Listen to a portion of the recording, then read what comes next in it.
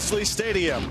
Today, San Diego super sophomore running back Jonah Hodges will butt heads with Montana's senior standout defensive end Zach Wegeman. FCS first round next on ESPN3.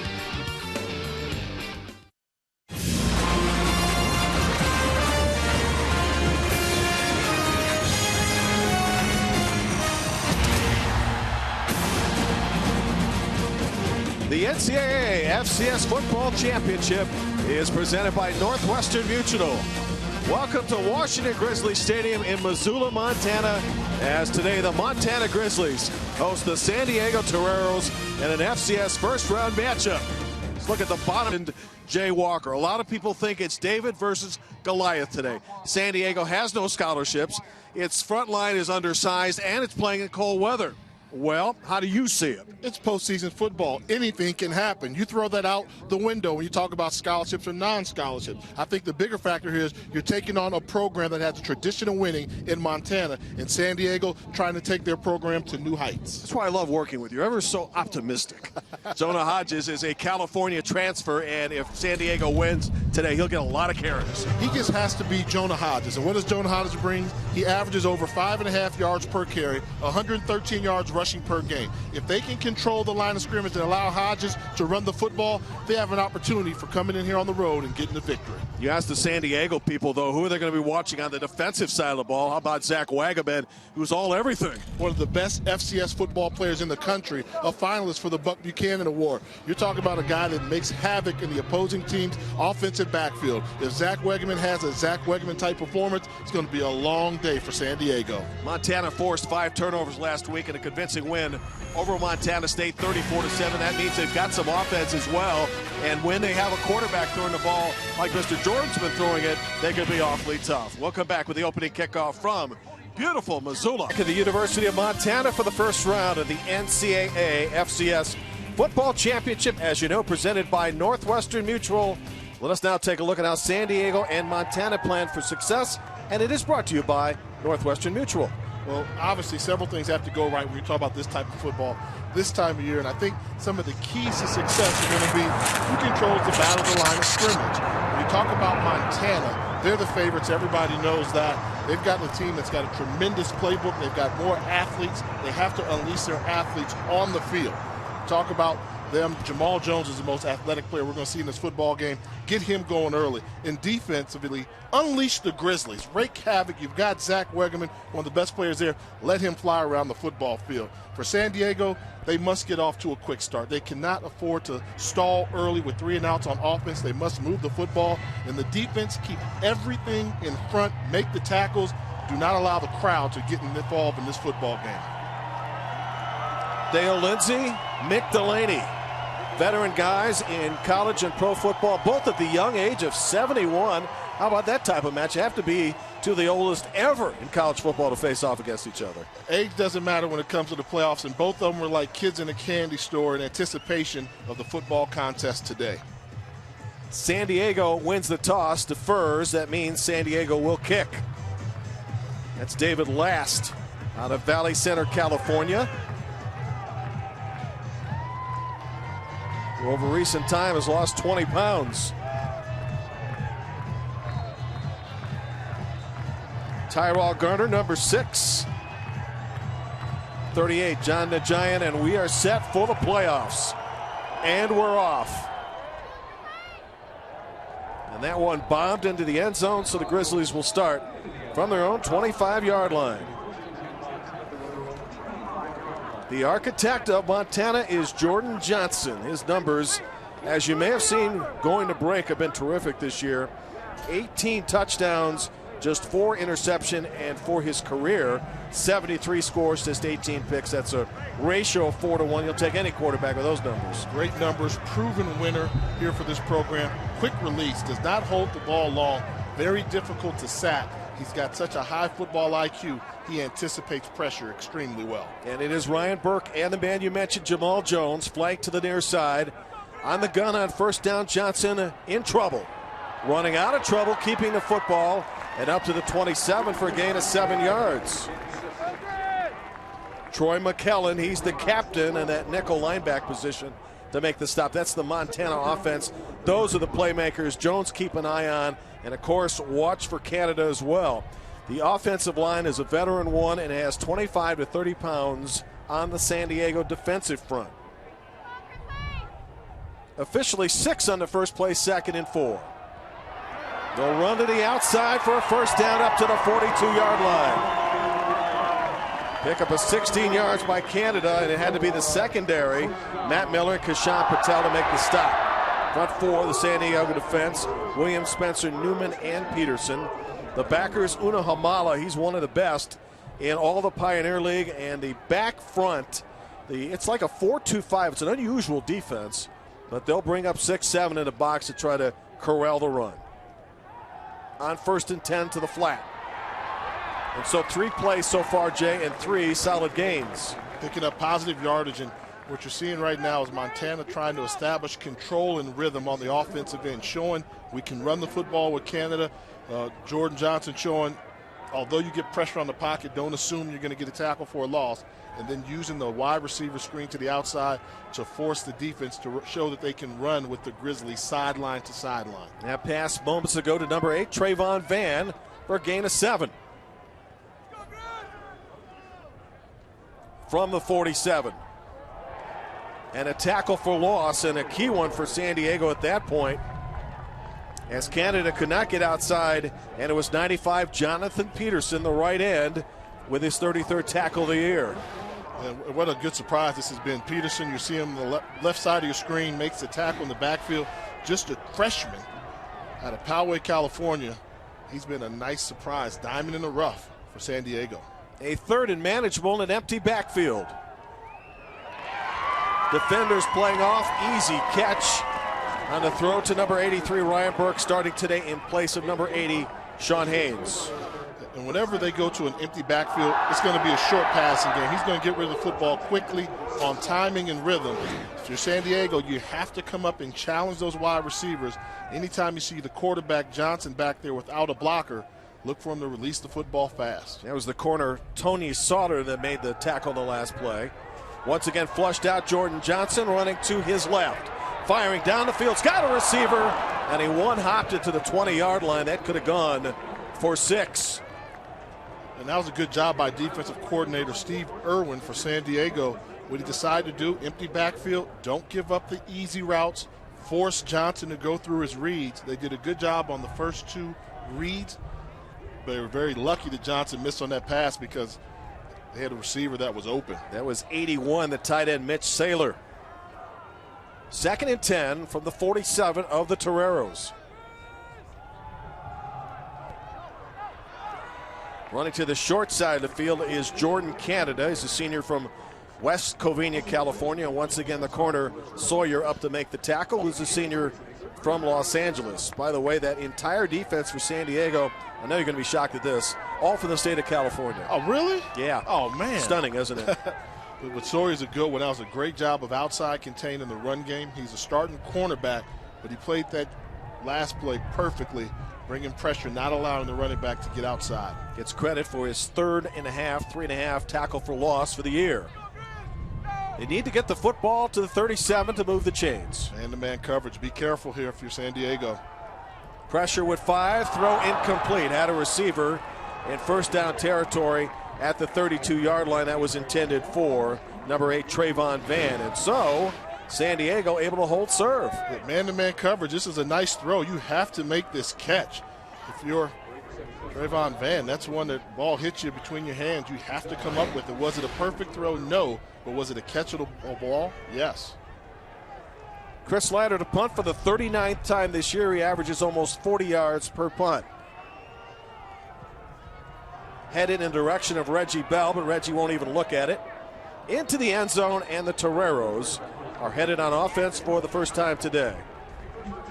So that's a victory of sorts, isn't it, for undermanned San Diego? They figured it out. They stopped them. They showed the game plan. They went to the scouting report. They did not give up the big play.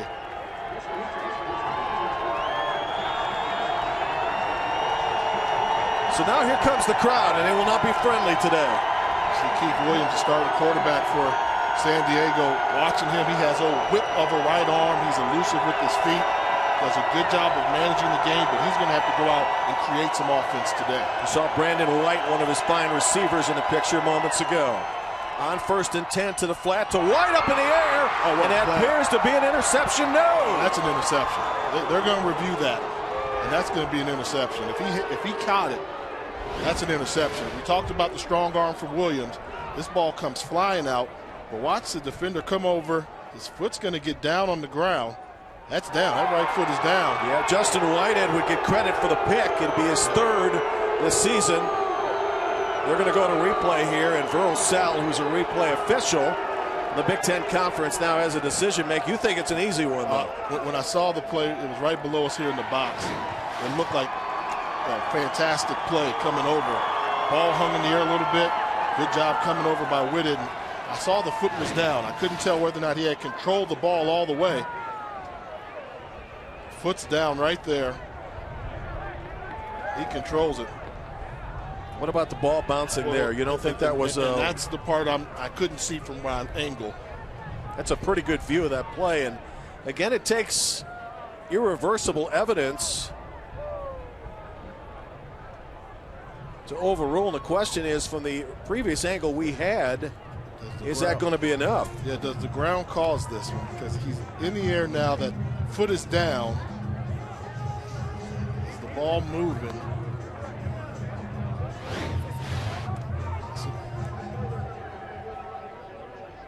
Incomplete pass.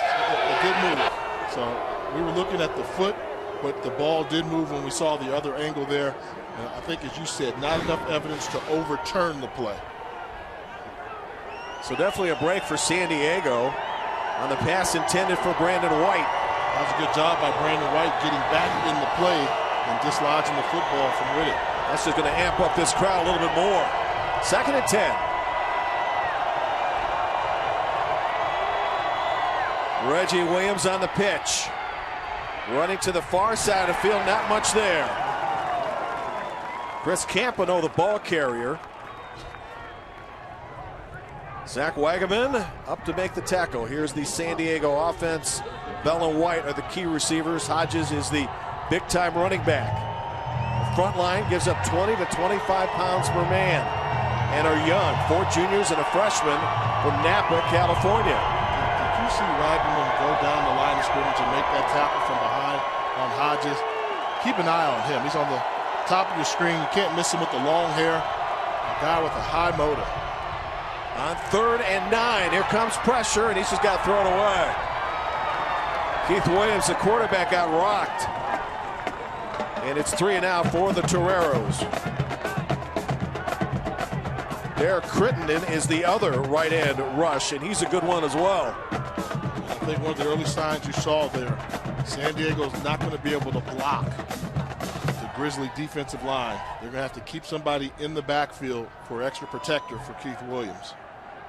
Ryan Belden will punt to John Wynn, who has a punt return this year of 30 yards. Trouble right there, and somehow, even after the bobble, he got rid of it. Fair catch being called, and Montana is at its own 44 in great field position. Less than 5 minutes into the game in a scoreless battle. 2nd time on offense for Montana. Opening round, FCS playoffs knows, especially when snowballs are available. Today, it's bright and sunny. So you look at the Grizzlies' resume, 8-4, 6-2 in the Big Sky and at-large bid, and 22 FCS playoff appearances. That's a huge advantage versus San Diego, making its first NCAA tournament appearance. Power on the right side of the line. They'll run to the right. And at 1st down, another strong gain. This one good for 5 yards. Canada carries. Troy McKellen up for the tack. Look at Una Homala up there as well, number 50. When you look at the history of Montana football, which we saw in the graphic, they expect to be here. They expect to be playing football in November, early December. That's what the tradition gives for them. And San Diego's trying to get used to it. And you started to see San Diego come a little bit unrattled on that last offensive possession. Quarterback keep. 1st down as Jordan Johnson carries the football. Johnson had a strong first quarter in that win over Montana State, in which he rushed for 81 yards in that period alone. Nick Henson makes the tackle, move the chains. They'll spot the football now at the 45 of San Diego. A quick read. They do a great job of sneaking Jamal Wilson, the fullback, around to seal the perimeter. Jordan Johnson able to make the easy first down run. Wilson's a big dude, 250 pounds. Well, you like your fullbacks have a little beef on them. Oh, yeah. Stands almost 6 feet tall. It's an interesting formation as they'll throw to the flat as they did in the first series. Joshua Jansen with a catch and run for the first down. Sawyer chases him out of bounds. Does it seem to you the corners are playing off a little bit? They're respecting, that's what the key was. They want to keep everything in front, come up and tackle. And what Montana's doing is they feel they have the better athletes. If they can get the ball to one of their playmakers in the open space, they're going to throw the ball out there every time until you see San Diego come up in their press coverage. See, right now they've closed the gap a little bit, so now when Montana gets this look, they may decide to go the downfield with the pass. Instead, they'll run off tackle. And another huge gain on first down, and this continues. Jordan Canada's going to have a monster day. He had 3 touchdowns in the win over UC Davis. Omar Barrera to make the tackle, but not before a first down pickup. A nice decision to cut back. And what I'm starting to notice, the tackles for Montana, that's David Reese and Devon Dietrich, they're controlling their battles, so they're starting all their runs to the outside. Football now at the 22. Quarterback stepping up, firing, touchdown! Jordan Johnson to Jamal Jones.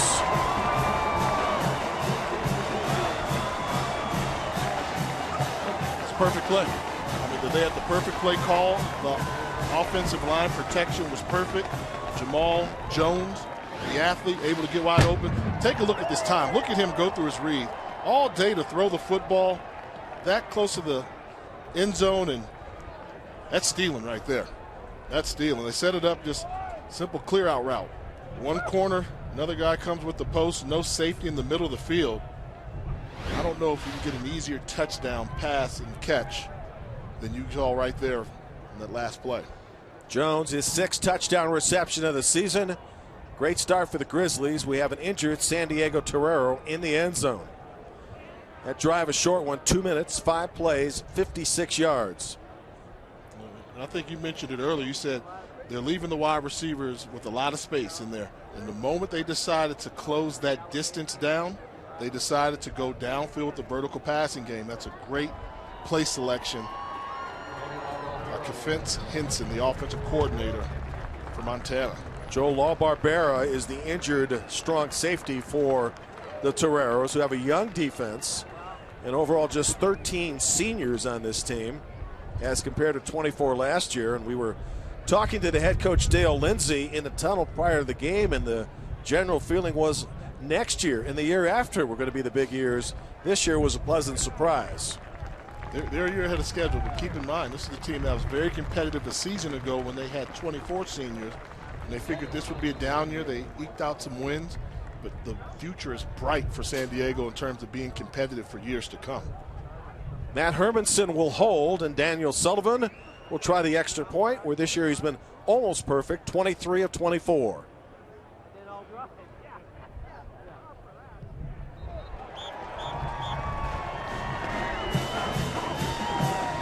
With 8:38 remaining in the first quarter, Jordan Johnson throws his 19th touchdown pass of the season. And the Grizzlies are up first. In the scenery here, you lose focus if there's a football game to be played. Great history for the Grizzlies when it comes to playing in the NCAA tournament. The school's founded for the turn of the 20th century, and enrollment slightly under 14,000, 19 conference titles. 22nd, as we mentioned earlier, NCAA appearance. This city loves their Grizzlies, don't they? Oh, man. And it's not going to be filled to capacity today simply because school's out with the Thanksgiving weekend. So there's some empty seats here, but that's rare. Wait a minute. You didn't go on the selection show and say that, did you? I thought that was very questionable they got in. I thought they took somebody else's spot. I love a man that admits his mistakes. Toreros. And dump. Keith Williams all the way back at the 15 for a loss at 10. Herbert Gamboa, 36, the Sam linebacker. 4th in tackles on this team now with 96. They're going with the bootleg play action. They just did not fool the defense for Montana at all. Very well coached team here, disciplined. This is a defense that only allows 20 points per game, but more impressively, 3 sacks per football game. That's number 1 in all of FCS football. Forced 7 turnovers last week in the win over Montana State, which trails South Dakota State. First quarter down the road, 13-6. Little underneath pass to try to get some of that yardage back to D'Angelo Barksdale. Kendrick Van Ackeren, the will linebacker, up to make the tackle. That's the front 4 led by Zach Wagaman, the senior from hometown Missoula, Montana. Then the Montana defense with Gambeau, we've called his name already, along with Van Ackerman. And then the backup 4, Justin Whitehead, nearly had a pick earlier, but it was not to be. Watch Matt Hermanson, number 12, the free safety. He's a ball hog back there, 6 interceptions on the season. Here comes pressure on 3rd and 11, incomplete. That one nearly picked off at the feet of Matt Hermanson. That was Hermanson reading the eyes of the quarterback as well as the crossing route by the tight end. Almost had his 7th interception. He's one of those players you have to know where he is at all time. Watch him just read the eyes. Number 12, he's going to step in front of the route, cut off the tight end and try to readjust to make the interception. Just missed it, but that's solid defense on display by Hermanson. So San Diego having to punt again. This one bounces at the 40, and a good Torreira bounce. Ooh, and a dangerous pickup by Wynn. Fortunately, he was out of bounds and was able to gain possession, and they'll mark it at the 25. Grizzlies 7, Toreros nothing. Great to have you with us today on ESPN 30. In the Mountain Time Zone, Jim Barber and the former Howard star Jay Walker at your service today. As Montana goes back on offense, Jordan Johnson is the quarterback. Running so efficiently on first down is Canada. Makes a nice spin move. They'll mark him down near the 45 for a gain of roughly 20. Matt Miller, the free safety, had to try to save a touchdown. David Reese, number 76, the left tackle, continues to win his battles on the left side of the line of scrimmage, allowing a cutback lane for Canada. I'm telling you, I'm really impressed with Reese. 6'7", 270 pounds. They say he improves every week, and he's having a fantastic ball game thus far. What a great name for a hometown where he's from. It's Happy Valley, Oregon. I think after today's game, if his team wins, he might keep an eye on Oregon State tonight. I think so. Civil War. It is rivalry week in college football. Nick Henson able to force the receiver out of bounds. It is Montana 7 and San Diego nothing on a touchdown pass from Jordan Johnson to Jamal Jones.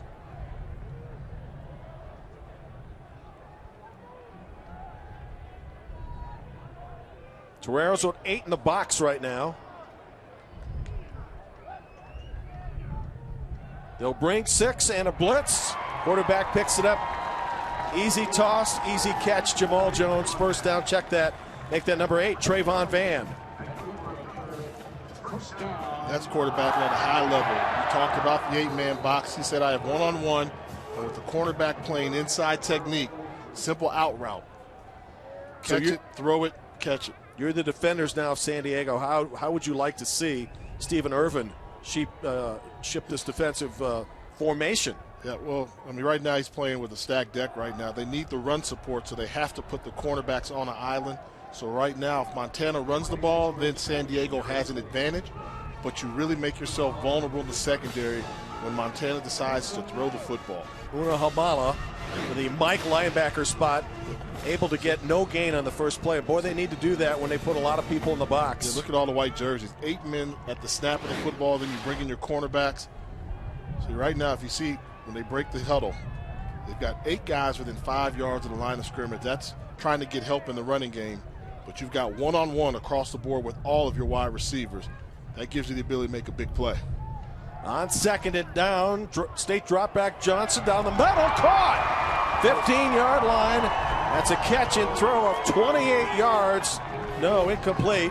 Intended for Ryan Burke as he juggled a football. That would have been a pickup of close to 30. Yeah, one-on-one, you have the potential to hit big plays. The ball was thrown, and great job coming back into play by Tony Sawyer, who was beaten. But those are the shots you have to take if you're Montana. That's how you execute football. And we talked about the vulnerability it puts on your defensive secondary. Now you're going to see them come back and play cautious zone to give the defender some help. 3 receiver set. Canada back to block. Johnson to step up and throws. Got a receiver wide open. Another first down to the 20-yard line, and Jamal Jones. And that combination of Johnson and Jones are terrorizing that San Diego secondary. Matt Miller made the stop. Look at the pocket. Zone coverage that allows the receivers time to get downfield and find the soft spot in the zone. And just a great one-on-one route, turning Sawyer around. Jamal Jones, I mentioned it earlier, the best athlete on the field, and he's showing it in this football game. 4:35 to go first quarter. Grizzlies on the move again. Jones has one-on-one in the slot. Don't be surprised if you see Johnson audibly to a play trying to take advantage of the matchup. There it is. Wide open receiver. It's going to be a flag on the play. Let's see if Jones was held up. Might be holding on that secondary.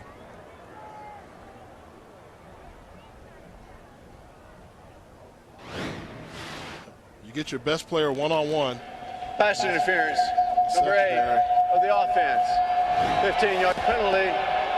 Replay first down. In fact, Trayvon Van is the guilty party for Montana. And that's a 15-yard walk-off back to the 35. And I don't know if Van needed to do it. I mean, you know, Jones showed he had the foot speed to run away from the nickelback, Troy McClellan. And that one-on-one matchup, no need to do the rub.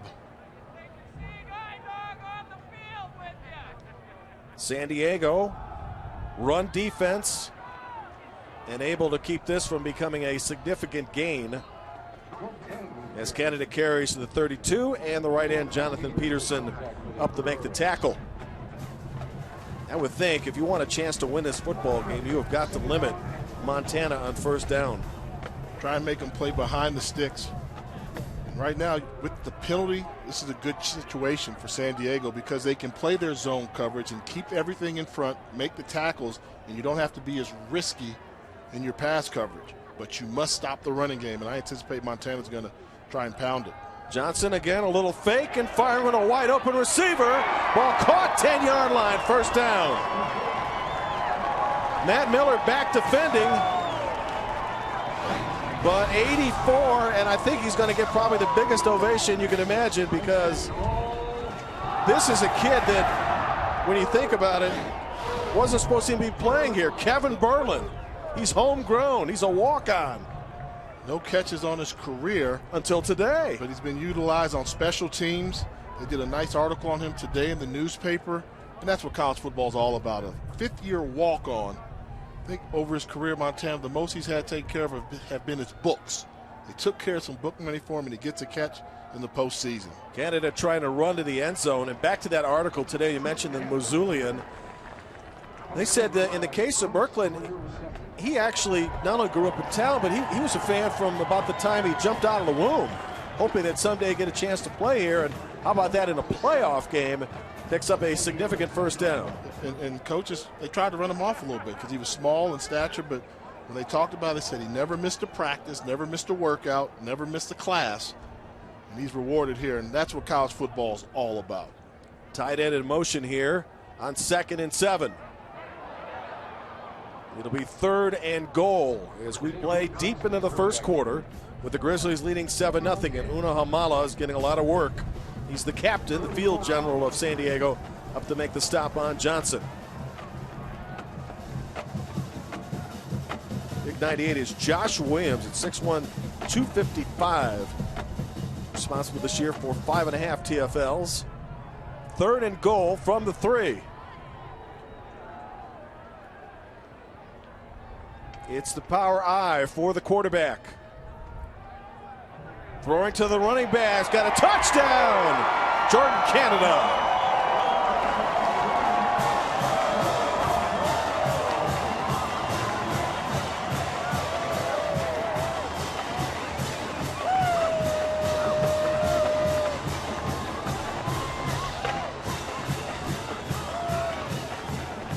Well, so far for the Grizzlies, this one is going as predicted.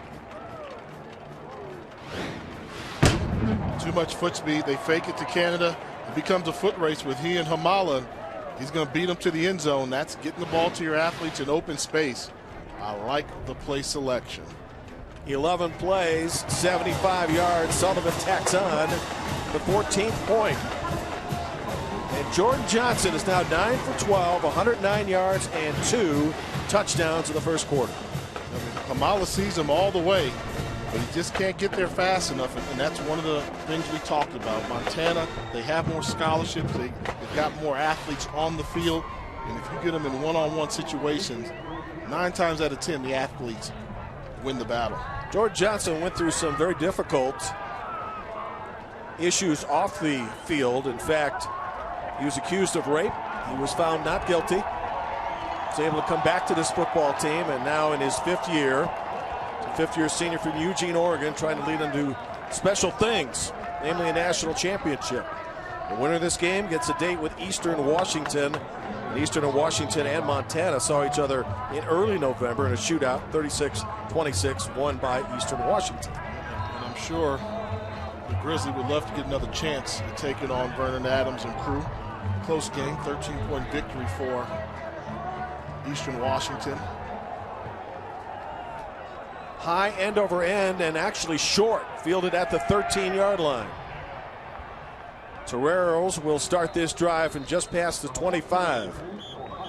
After the 11-play, 75-yard drive, and the total offense today has been staggering. 177-0.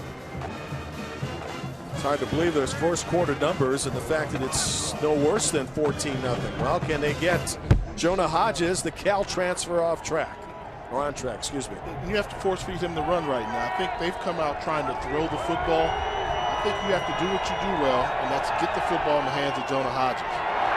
Tyler Sutton, the running back coach, talked to us prior to the game and said they're going to try to do some different things today as the big nose guard's up to make the tackle, and that was to throw the football on first down, take some shots downfield, but if that's not working, they got to do some other things. And Tonga Takai is having a fantastic year for Montana from his nose guard position. Anytime you can get nose guards making tackles in the backfield, defensive coordinators dream. He's got 3.5 of the 37 sacks this team had recorded prior to today's game. On second down, back to the original line scrimmage and then some. Still a 3rd and predictable coming up for San Diego as we're almost to the conclusion of a Montana-dominated first quarter. And that's the play they need on first down. The thing that makes Hodges special, first guy's going to miss him. He will make you miss, and that play there wasn't a lot of running room. He made the first guy miss, able to pick up positive yards. Well, let's see if they go to Hodges more. Not likely here on 3rd and 11, but they need his support today. Flushed out of the pocket is Williams. Looking to throw, fires one downfield, and there is nobody there because it's about 3 yards out of bounds. Keith Williams has been hit a couple times, so now he's starting to look at the rush. Thought he could have stayed in the pocket a little bit longer and gone through his progression. But maybe the young sophomore from Fairfield, California, after getting hit, a little rattle, elements start to take place here in the playoffs. In the meantime, Ryan Belden out for his 3rd punt of the day to John Wynn. Back at his own 35. Montana's had strong field position most of this first half in which to begin drives. No fair catch. Return for the 40. And dragged down back near the 35. Armstrong up to make the tackle on special teams for San Diego. Jordan Johnson today adding to a terrific season. He's now thrown 20 touchdown passes this year, just 4 picks. And he's completed, to this point, Jay, 75% of his passes and 2 scores to 2 different receivers. And he's run the ball twice for 2 first downs every time he's decided to run the football. So it's been a very efficient first quarter here for Jordan Johnson. And unless San Diego decides to change up some things with their defensive scheme, look for those numbers to increase. And San Diego has not gotten great pressure on quarterbacks here, just 16 sacks on the season. From the 36, play action for Johnson, shooting down the field. Man coverage intended for Jamal Jones, incomplete. Devin Bryant was back defending. He's the backup corner for the Toreros out of the Pioneer League. Who travel all over the country, it seems, just to play football during the course of a regular season. But here this is a cakewalk for them. Just, a couple hours on the plane from San Diego to Missoula. Much easier for them to get to Missoula than it was for you and I. This is true. We have been warmly received, though, here today and yesterday as well. It's a great area to be in, as you know. And in our hotel alone, lots of Grizzly fans getting ready to go tailgate and then join the atmosphere at the stadium. Our quarter is over. In the battle of the young head coaches, both ages 71, advantage to Montana and Mick Delaney, who retires after this season. Retiring after a splendid career on the college ranks. Dale Lindsey, he's going to keep going. He's got a team in the next few years that could be pretty good. And he says that travel doesn't bother his guys. The university has been very supportive, even though they have logged over 20,000 miles in trips to 5 different cities in the Pioneer League, which is made up of teams in 4 different time zones. They need to get somebody in Hawaii. That's what's missing. That's what missing. Maybe Alaska, too, at a 6. Sure. Nice breakup at the 45-yard line. One of the few good defensive plays we've seen. Jamal Agnew, he is their best boundary corner, and he already has 4 picks this season. And as a result of that play, Montana's got to give up the ball. Taking the quick out, which had been there, one of the few times they're able to actually force Johnson to get rid of the ball a little bit quicker than he would like. And now it's a good opportunity for San Diego to try and get decent field position. And the second punt of the game for Chris Leiter. Reggie Bell is back in the sunlight, just inside the 30-yard line of San Diego. And this one is well over his head. He bombs that one to the end zone. Actually went 60 yards, a net of 40. And San Diego will start from its own 20-yard line, trailing in the game 14-0. And you mentioned again, and I think it's worth mentioning, they've got to get Hodges going, particularly early in the possession. Yeah, and we heard they were going to try some things differently to start off the football game to kind of break their monotony in the scouting report. Well, now I think you go back to your scouting report. What did you do well all season long? And this is the football team that ran the football well. They show balance, but the quarterback is yet to really find a rhythm. I would get Jonah Hodges involved and maybe even give him a screen pass out of the backfield. The center, Stephen Oliver, they operate out of the shotgun and they run on first down. And that front wall of Montana stacks up early for a gain of maybe a yard. But I think you make a solid point. You got a show run at the very least, as Tyrone Holmes made the tackle, and not get away from something that really was successful for you all year long. And he's a marked man right now. And this is a very physical Grizzly defense. But I think, you do play action and then you maybe hit him out in the flat. Find creative ways to get him the football, because they've shown pretty clearly you can't line up and just give the ball to Hodges and think you're going to overpower the defensive line for Montana. Play clock down to 8. They're showing blitz on the edge. Straight drop back for Williams, who will try to get out of trouble. They're going to force him out of bounds. He is short of the sticks. Gets a gain, though, on second down. Should leave them with a rare third and manageable, as they'll spot it at the 25. Well, Keith Williams can run the football. He doesn't run very often, but shows pretty good foot speed there and able to avoid the rush. And on third down, San Diego is 0 for 3. If they can protect Williams, he can hurt you with his right arm. He's a dangerous passer, very strong arm. A kid with his size, 6'2", about 185 pounds, but he's got the arms of the bigger quarterbacks that you used to see. 4 receivers set. Here comes the blitz. Incomplete and intended for Brandon White. J.R. Nelson was back defending. And it is 4th down, and for San Diego, it is 3 and out. And that's why I say Williams hasn't found his rhythm. If you're going to be a strong arm passer, when you throw that slant pattern, it has to be an accurate throw, because the ball's coming with such velocity, your receivers will rarely make that catch if it's not thrown on the money. And threw the ball behind Brandon White, his leading receiver, and they're not able to connect. Ryan Belton the punt for the 4th time already. John Wynn doesn't fair catch. Win in open space. He's got a chance to go all the way. 10-yard line. Touchdown.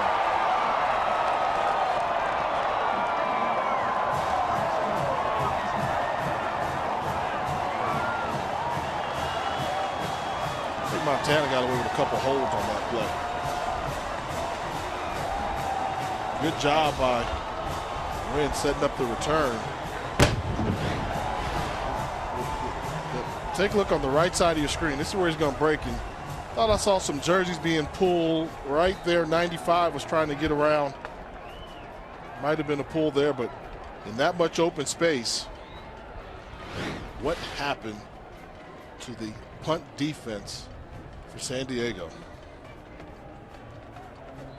Last Saturday, the Grizzlies blitzed Montana State in the first 15 minutes. And here, just a little bit more than that activity. In the first half, Montana is en route to a blowout, up 21-0. And another look, well-deserved. So yeah, they're setting it up to the outside. They're doing some tugging there, but an entourage of jerseys for the Grizzlies. They're running away with it, 21-0. Toreros and the Grizzlies moments ago. 60-yard punt return, best ever for John Wynn.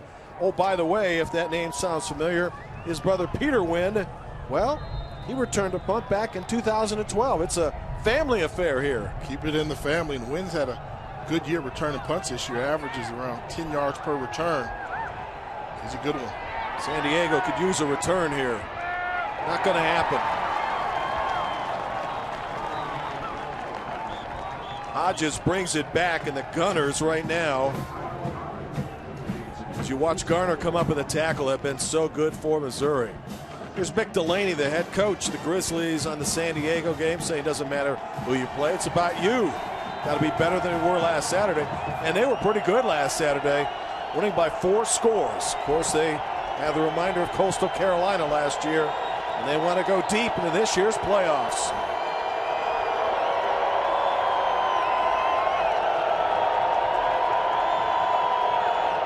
Reggie Bell in motion. Little jet sweep, and that'll free things up a bit. Good play call on first down by Tanner Engstrand. He's the offensive coordinator, and he picks up 8. This is that time they need a couple first downs desperately. Even if they don't score points, they need some first downs to show they're going to have the ability to move the football. Way to use the speed of Montana against them. Completely fooled Zach Wegman. Able to almost pick up the first down, second and short. Montana possessing the football twice as much as San Diego. Total yards today, 181 to just 12 for the Toreros. Williams to the flats, got a receiver wide open, Brandon White. First down, out of bounds to the 35, and a pickup of 13 with Justin Whitehead back defending.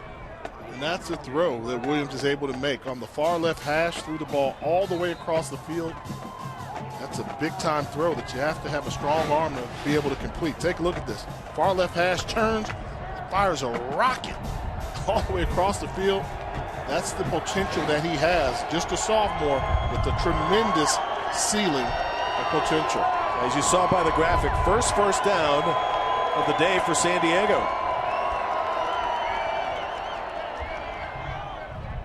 Difficult pass on first down. And a loss on the play because Williams went down. Williams' knee hit the ground. I've always thought that should be one rule in the college game that should be changed. More like a professional game. Sure, I don't understand why it hasn't been. Yeah, you know, in college, the moment your knee goes down, the play is dead. So if this were professional, he'd be able to make this catch, get up and run before the defense got there. But in college, play's dead. And one of the few differences between the professional and the college game. White marked back at the 31. Pressure from the outside. Williams stepping up, and he gets blitzed. Football may be loose. Montana's all over it. Let's see who gets it. Zach Wagaman came from the outside. San Diego feels like it may still have the ball, but we'll see. And if so, the Toreros are very fortunate.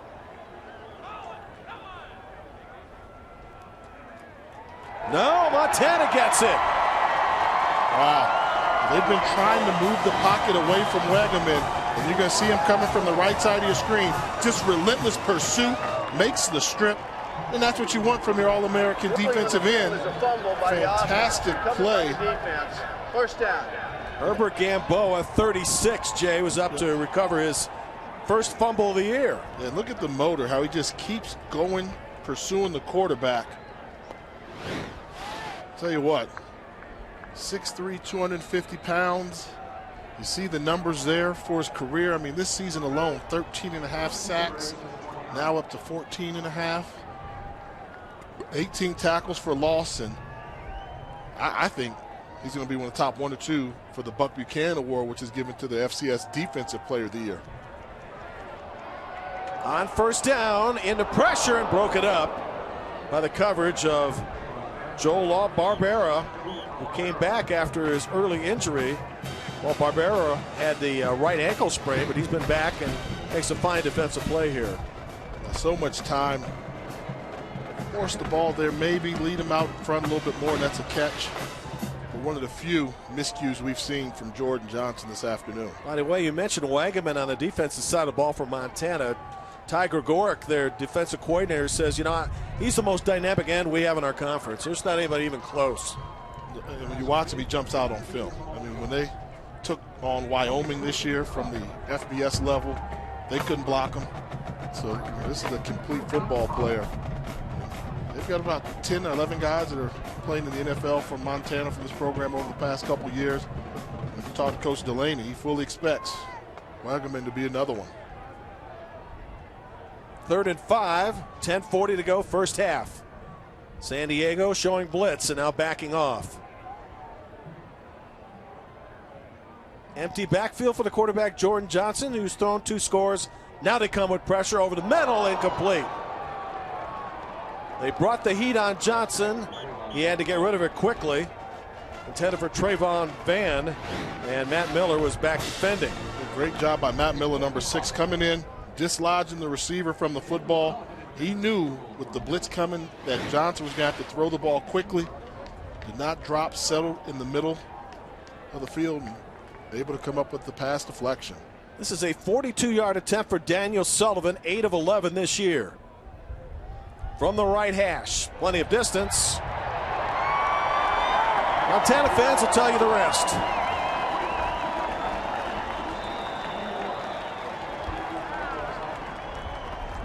Five minutes gone by, second quarter, Montana flexing its muscles here. 6, South Dakota State. Montana fans like hearing that type of information. Well, whenever they announce it to this crowd, they know what kind of response. Down in Conway, South Carolina, head coach Joe Mobley, probably a favorite for FCS Coach of the Year. Penalty flags on the play. He's the CEO of all college football, right? Hanging out with the likes of Warren Buffett and others. Yeah. Alluding to his history as the former CEO of one of the large financial companies. Illegal snap. Number 52 offense. 5-yard penalty. First down. That's on the center, Stephen Oliver. As you see Eddie Shelton, our referee, inform the crowd. That'll only amp up this crowd just a little bit more.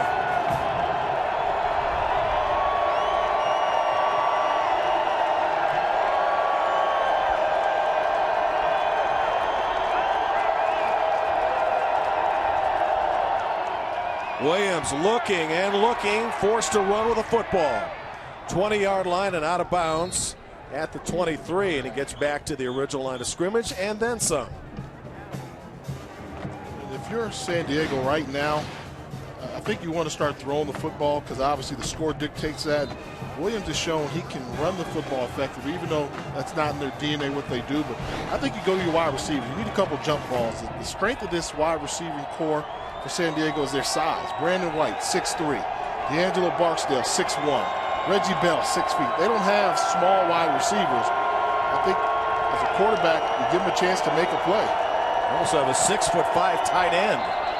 Off the blitz, Montana was sending 6. And let's see for whom this penalty is attached.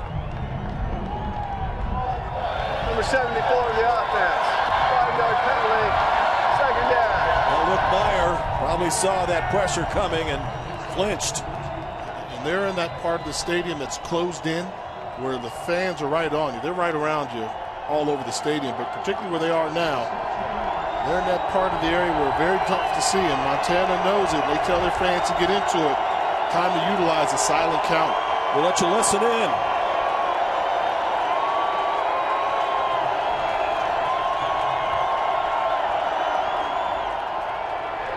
Little screen pass incomplete. Broken up by Tonga Takai, number 95, the nose guard. Yeah, they did a good job. I mean, watch Wagman come get pressure in his face right away, but good recognition by Takai. He recognizes it right away from a nose tackle position, able to almost intercept that ball. This is a very active defensive line. Takai from Honolulu. Aloha. Very good. Third and very long for San Diego. Double team Wagman on this play if we want any chance to complete this ball. Just barely got the play off, Jay, or maybe did not. It was winding down. So it's either false start or delay a game. We'll find out here shortly. False start. Offense, number 66. 5-yard penalty. Third down. It's Pono Kini, the left tackle. So 3 offensive penalties on the offensive line in this series. Here comes the crowd once again. Protect your quarterback.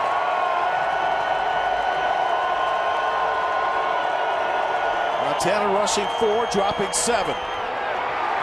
And then they drop the quarterback back in the 7. They didn't hear me down on the field. I know it's loud. Protect your quarterback at all costs. But let's take a look at Wegman. This is what makes him an All-American. They're going to double team him. Have a running back in the chip him. Doesn't stop him.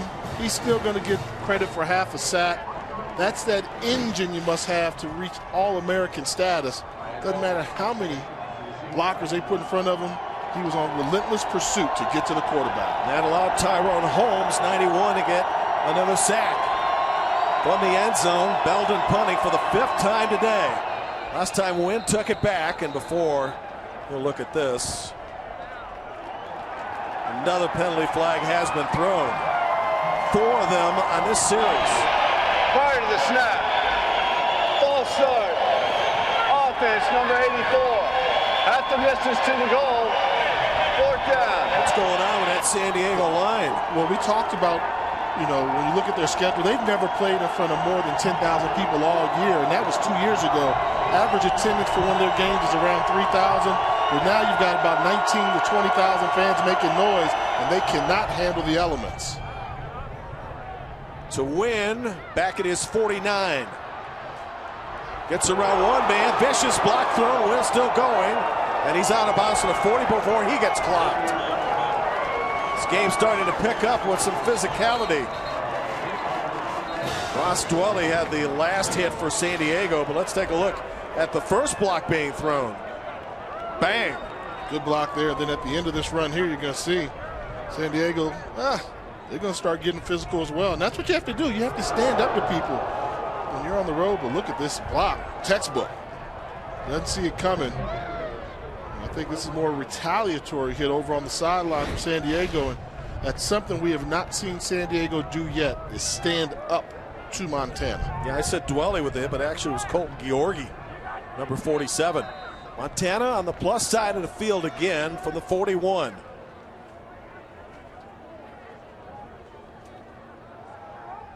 The Grizzlies' last 2 first halves against Montana State and today against San Diego have been splendid. Playing football at a high level. They started out moving the football early, jumped out to an early 14-0 lead, then special teams helped. And San Diego's made a couple more stops here in this second quarter. Will really help out their offense if they can make a stop right now. And we're starting to finally see San Diego play football, get more aggressive, and try and stand up to Montana. Pitch to Canada, running wide. Still with a football. First down, Jordan Canada.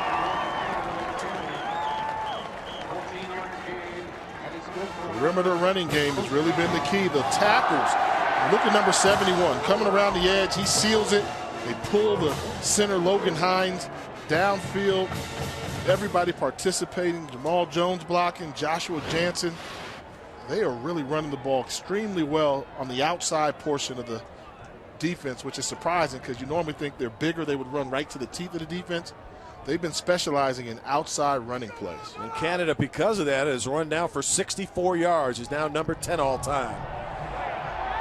Caught! Touchdown! Jamal Jones! What a throw by Jordan Johnson. His third touchdown of the day.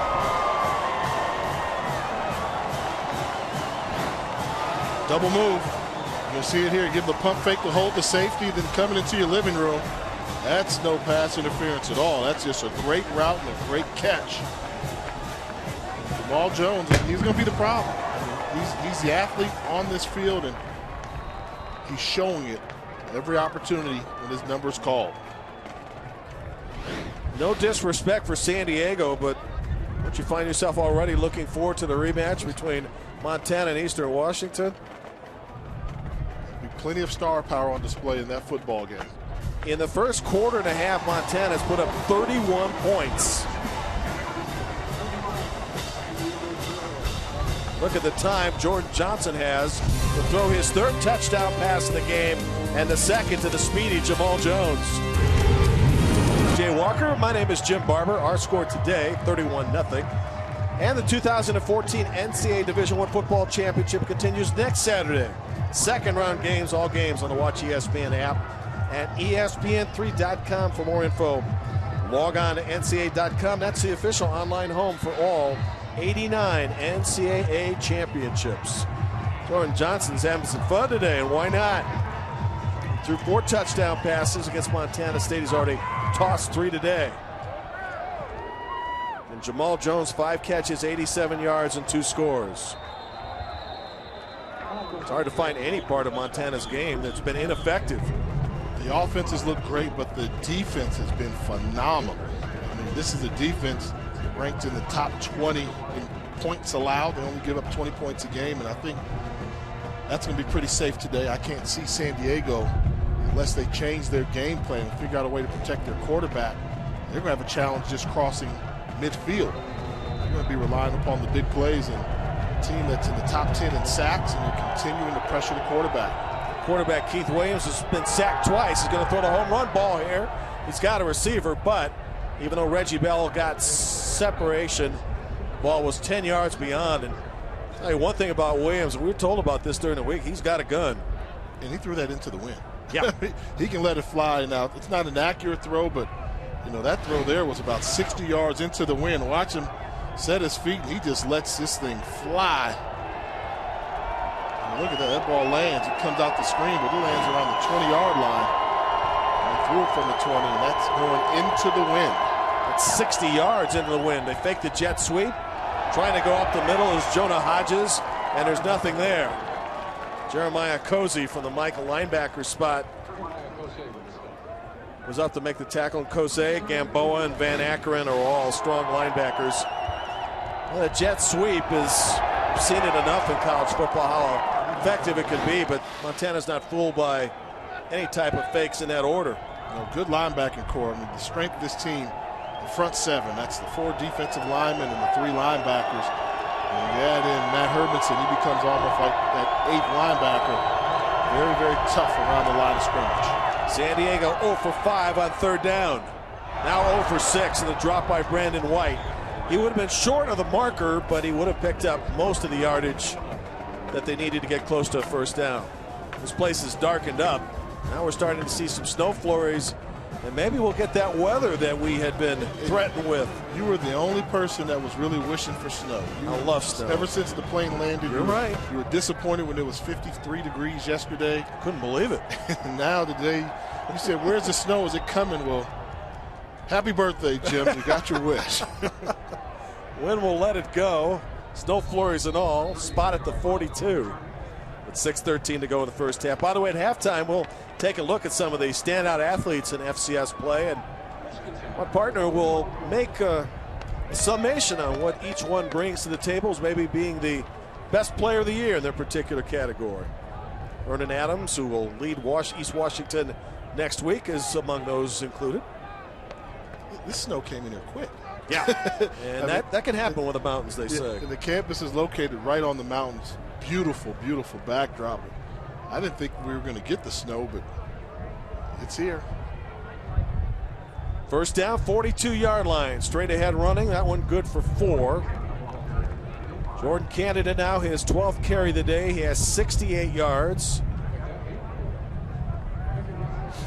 Joe Lawbar Barrera, who was hurt earlier today with an ankle sprain up to make the tackle, has been back into play. 2nd and 6. This is Grizzlies type of weather right now. Cold and snowy. Canada brought down at midfield. Una Hamala with the tackle. First on the team with tackles. Talked about David Reese, the left tackle. The right tackle, Devin Dietrich. I mean, he's doing a phenomenal job as well. Number 71. Every time they run the football behind their tackles, which is rare, they're always winning the battles one-on-one. I mean, it's just good to watch power football. They've got 2 sophomores and a freshman on that front line, Jay.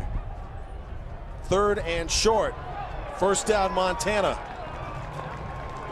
Hamala up to make yet another tackle. There's a look at 71, Devin Dietrich. He's a freshman from Woodinville, Washington. See, he's just making contain where if the running back wants to cut back, he can. And that's the key. So often you'll get a lineman with lazy footwork. Well, the play's designed to go to the left side. I'm on the right. I'll just kind of get in the way. Well, he's sealing the edge, opening up the cutback lane. Montana from the 47 of San Diego has all 3 timeouts left as Canada bursts off tackle for a pickup of 7. He's getting close to 100 yards here in just the first half alone. Riley Sawyer up to make the tackle. Excuse me, Jay. No problem. Right now what you see Montana doing, they're taking the heart from San Diego. I mean, they're saying, okay, we know it's snowing. We're not just a one-dimensional offense. We can run the football as well. And they're starting to play power football, realizing they're the stronger team and taking advantage of that in the trenches. To the flat, and Jones. First down, Montana inside the 35-yard line. Troy McClellan and Jamal Agnew, nickelback and cornerback, combined for the tackle. There's a look at McClellan.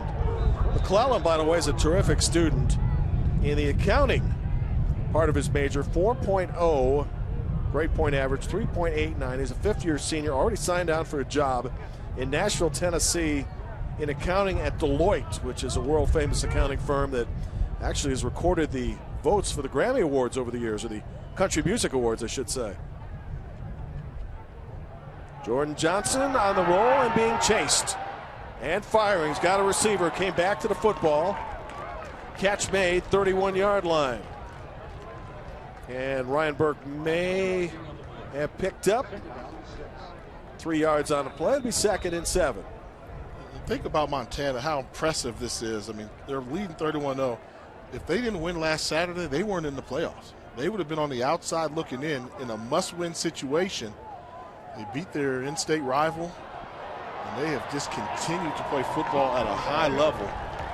And how many times today are the running backs, as wind carries there, are able to get to that second line of San Diego's defense? When you can seal off the edge, it makes you explosive. And they're getting up to the second level. The linemen are getting in the way, sealing blockers, and this has been impressive. One of the most dominating outside run performances I've seen in quite some time. Canada straight ahead, spinning. They'll mark him down at the 17-yard line. It's been a clinic by Montana in the first half. And you ask, how do you stop that? Well, you have to be more active with your linemen. Start shooting gaps. The comparison with the weather, well, they seem quite comparable, don't they? It was 75 degrees in San Diego is what they said yesterday, and down to 68. Back to Canada, reaching for the pylon. Did he get there? Yes, touchdown. Where did they run that football? Off tackle. Yep. They're on the left side behind the tackles. They're managing to pull a lineman on occasion. I mean, this is just classic. You see the folks getting downfield. Good job by the left tackle, David Reese, the freshman, and then it becomes a foot race to the end zone, and they already made it, documented. The scholarship program, Montana, has better athletes than San Diego on the field right now. That's a touchdown. 38 for Montana and nothing for San Diego as the kicker Sullivan slips. Got a snow globe going on here. Somebody I know mentioned they wanted a snow globe type of game, Jim Barber. Keep it coming, brother. Keep it coming. And, if you want to see Montana, why not see Montana? Great football fans, fantastic. Look at that. Everybody going in one direction, even flow to the left side. And a good running back sees daylight and capitalize on the run. I don't know if you're going to see enough snow to get the snowball fights that you want to get into, Jim. No, and I want the fans to behave anyway. This is picturesque. This is Montana. Welcome to Missoula in late November as we get set to flip the calendar to December. A beautiful winter-like setting here. People around here, they don't care. Their team's up, what, 5 scores? 38-0. What about the boys from California on the field?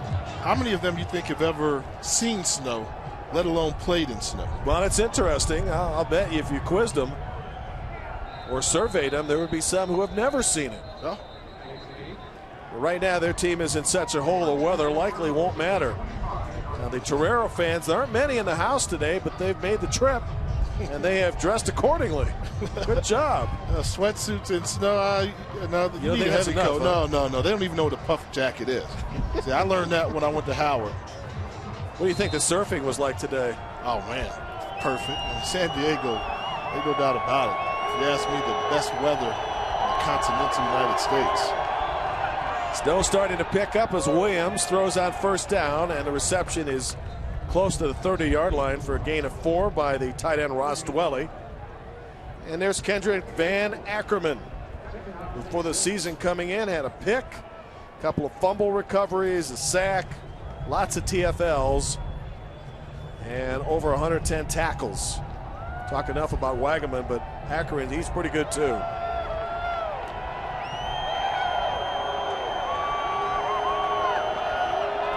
Snow in from out of the mountains, and a running play on second down doesn't net much as Dallas Kesman gets likely his first carry today.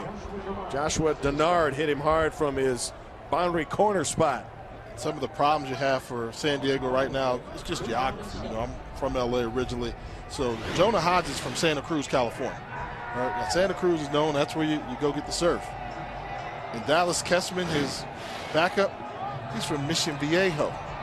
Known for swimming programs. That's where the United States Swim Factory comes from. So things aren't looking any better for the guys from Southern California. No, sir. And they have another 3rd and long here from the 28.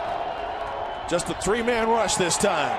Ooh. Then they send a 4th backer. Williams gets nicked and then brought down for another sack by one of the best sack teams in the country. That's Zach Peavy with his 3rd sack of the year. But it all started because Wegman was shot out of a cannon. Watch him come there and force the quarterback out right away. You think you've got someplace to run? No. Their jerseys surrounding you. Derek Crittenden, number 47, able to step up. And Zach Peavy, the beneficiary of the sack. That first step by Wegman is phenomenal. Another punt for Ryan Belden, who has to do it in the snow, and he's hiding his hands right now to try to keep warm. Good snap, nearly blocked though, and into the snow comes the ball at the 38. John Wynn already has a return for touchdown. He'll get a couple of yards here. And Montana still with its full complements of timeouts remaining. 21 seconds to go, has the ball. And a 38-0 lead. The Walter Payton Award finalists. Jay and I will review those at the break. We'll have first half highlights. We'll update you on scores, as Indiana State made the best comeback of the day after trailing by 2 touchdowns early at Eastern Kentucky. You know, beyond the stadium right now, it's difficult to see anything, as the mountains are sending their best snow right now. And you see on the field, it's starting to stick.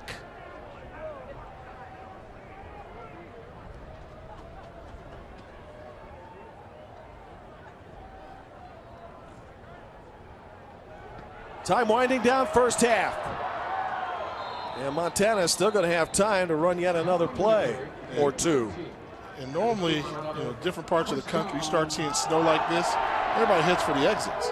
I mean, this place is still at 75% of what the crowd was when we first got here. Great football fans here in Missoula. There are likely some people in town that are probably coming to the stadium now if they see this. And there'll be some great tailgating going on probably at the break and also when this game concludes. From the 42, 14 seconds left first half. Montana still 3 timeouts in the bank. Not overly interested in throwing the ball. There's a penalty flag on the play. That's going to be likely a hold after the carry for first down. Eddie Shelton and the Mountain West Conference crew officiating today in our game on ESPN3. We mentioned the tailgate, something unique driving into the stadium. What do we notice? They allow the RVs to tailgate on the street right outside the stadium. So normally there's a tailgate parking lot for RVs a couple blocks away. Here the RVs are lined up directly behind the end zone. I love the location. There is no foul for a low block. First down. Well, Montana has the huge lead. Do you think the Grizzlies are going to take a shot right here? Let's see. They say there's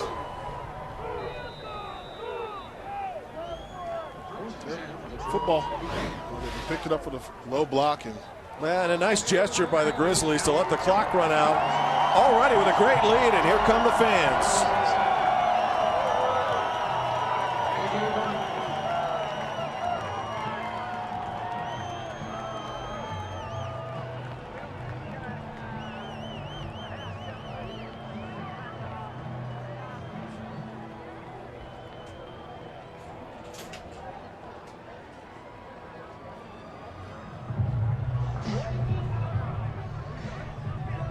In a second, we'll talk to head coach Mick Delaney, whose team is out to a 38-0 first half lead.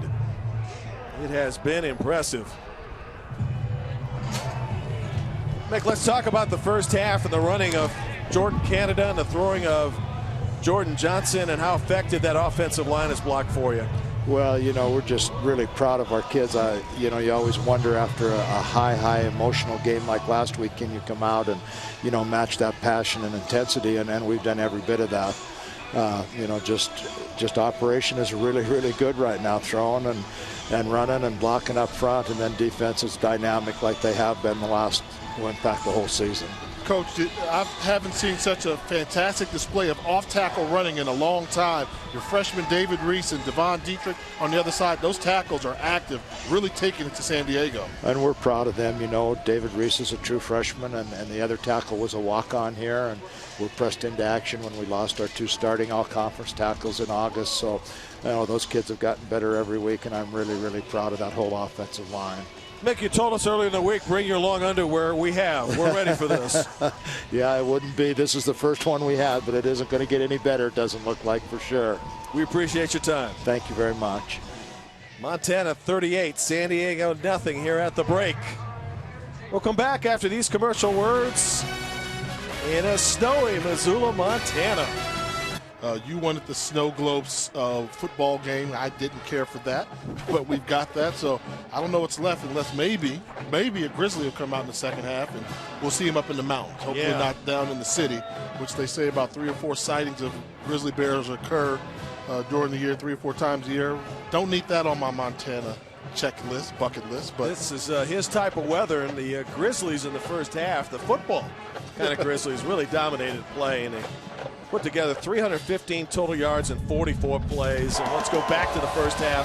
And let's talk defense first off. Really a perfect performance by the defense. San Diego not even close to crossing midfield, led by their All-American defensive end, Zach Wegeman. But then the role players picked up as well. We saw Tonga Takai have a fantastic first half from his nose tackle position, run stuffing. We saw Gamboa. We saw Jeremiah Coase. This defense really came out here on a mission to establish control and let them know that San Diego's going to be in for a tough day. Then the quarterback, Jordan Johnson, went to work with Jamal Jones. Combination worked nicely then. Jordan Canada And they were just getting warmed up at this point. The return by John Wynn. His brother Peter Wynn had one back in 2012 for a touchdown. And the Grizzlies were literally off to the races. That was a backbreaker. That made it 21-0. And then all of a sudden the athletes took over. Jamal Jones, double move on the outside for the touchdown. His second touchdown grab of the first half. And then they just started pounding the football, running the rock with a purpose. Jordan Canada following his big offensive line. Reese, Hines, Ware, and Dietrich did a fantastic job controlling the line of scrimmage in the first half. Canada now, Jay, with 1,016 rushing yards this season. He's 9th in single season history. Has his 14th career 100-yard game, 6th this year. I can tell you this much, they may have gone tailgating, but everybody else is going to hang around for a while. Grizzlies in Grizzlies weather, 38-0. This field, which has been deluged by snow that came on midway second quarter, and it hasn't stopped yet. First half stats, one-sided Montana, 162 yards rushing, 153 throwing for San Diego, just 17 total yards for the day, and 18-1 disparage of first downs. Third down, Montana's been efficient. San Diego's been unsuccessful. Seven TFLs for one of the best sack exchanges in the country. 38-0. We're getting the holiday season. Get those Angels going in the snow.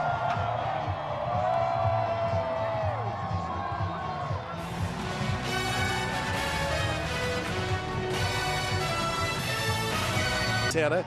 Dale Lindsey, the head coach of San Diego, nice enough to stop by even with his team down 38-0. And coach, what can you hope to accomplish here in the second half? Well, we want our players to go out and finish the game hard. We realize we've got a big deficit to overcome, but we sure have talked to them about one thing. You never quit. You just keep on playing, and maybe something good will happen, but we do not want to give up at this point. Coach, when you talk to your team at halftime, assess the first half. What happened or what went wrong for you all in the first half? Well, if you can name it, it's happened, and I don't think our offense has done a very good job. They haven't gotten any movement with the ball, and I think that overall team speed for the Grizzlies offense, in particular, I think their up-front people have dominated the game. But the skill speed has really, really hurt us. We could get somebody at one point, but we couldn't catch up with them. So I just think it's a matter of great size and speed, and we just can't match up with it right now. Dale, we do appreciate your time. Thank you. When we start the second half, San Diego, by way of deferring in the first half, will get the ball. From the Pioneer League, matched up against the Big Sky, and the Pioneer League had some interesting doings the last couple of years. Butler got in last season to the tournament. San Diego this year, and only because teams that won the league had some academic difficulties and decided by self-reporting not to enter the tournament. And that's been tough for a conference that has fought for so long to get the automatic qualifying bid. So a season ago, San Diego won the conference, but they had to not go. So that's why Butler went this year. Jacksonville won the conference. San Diego was a runner-up, but Jacksonville, some of the same academic requirements, they had to forfeit going to the postseason. So you're not seeing the true best team out of the Pioneer Conference. You're seeing one of the teams that's at the upper echelon. And with that, the first NCAA appearance by the Toreros. School founded back in 1949. The enrollment a little over 8,300 from the Pioneer Conference. And we showed you in the first half how many miles this team has had to travel this year just to play regular season games. A shade over 20,000 because the conference of the Pioneer League stretches from the West Coast all the way to the East Coast. On that graph, we could have also added another statistic.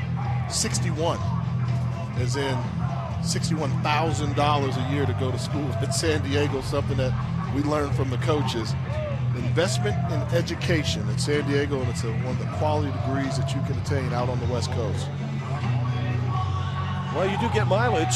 That's certainly taken care of it. You know, Dale Lindsey was talking earlier to us during the week in a conference call how the people at the university have been good enough to the team to allow the Toreros to travel a day early because of the long distance travel. And then when a team gets back, typically he'll give the team Sunday and Monday off to get rid of any type of jet lag, as the closest trip minus this one has actually been to Des Moines, Iowa. Round trip of 34.90 in mileage. So everybody has made a concession to try to make this easy on the student athletes. They said they mirror similar to the San Diego Chargers schedule whenever they go back east. So they're following an NFL type of schedule, a business-minded attitude. They've had success winning football games. Just hasn't been their day here. As what do you say? Everything that could go wrong in the first half did for San Diego.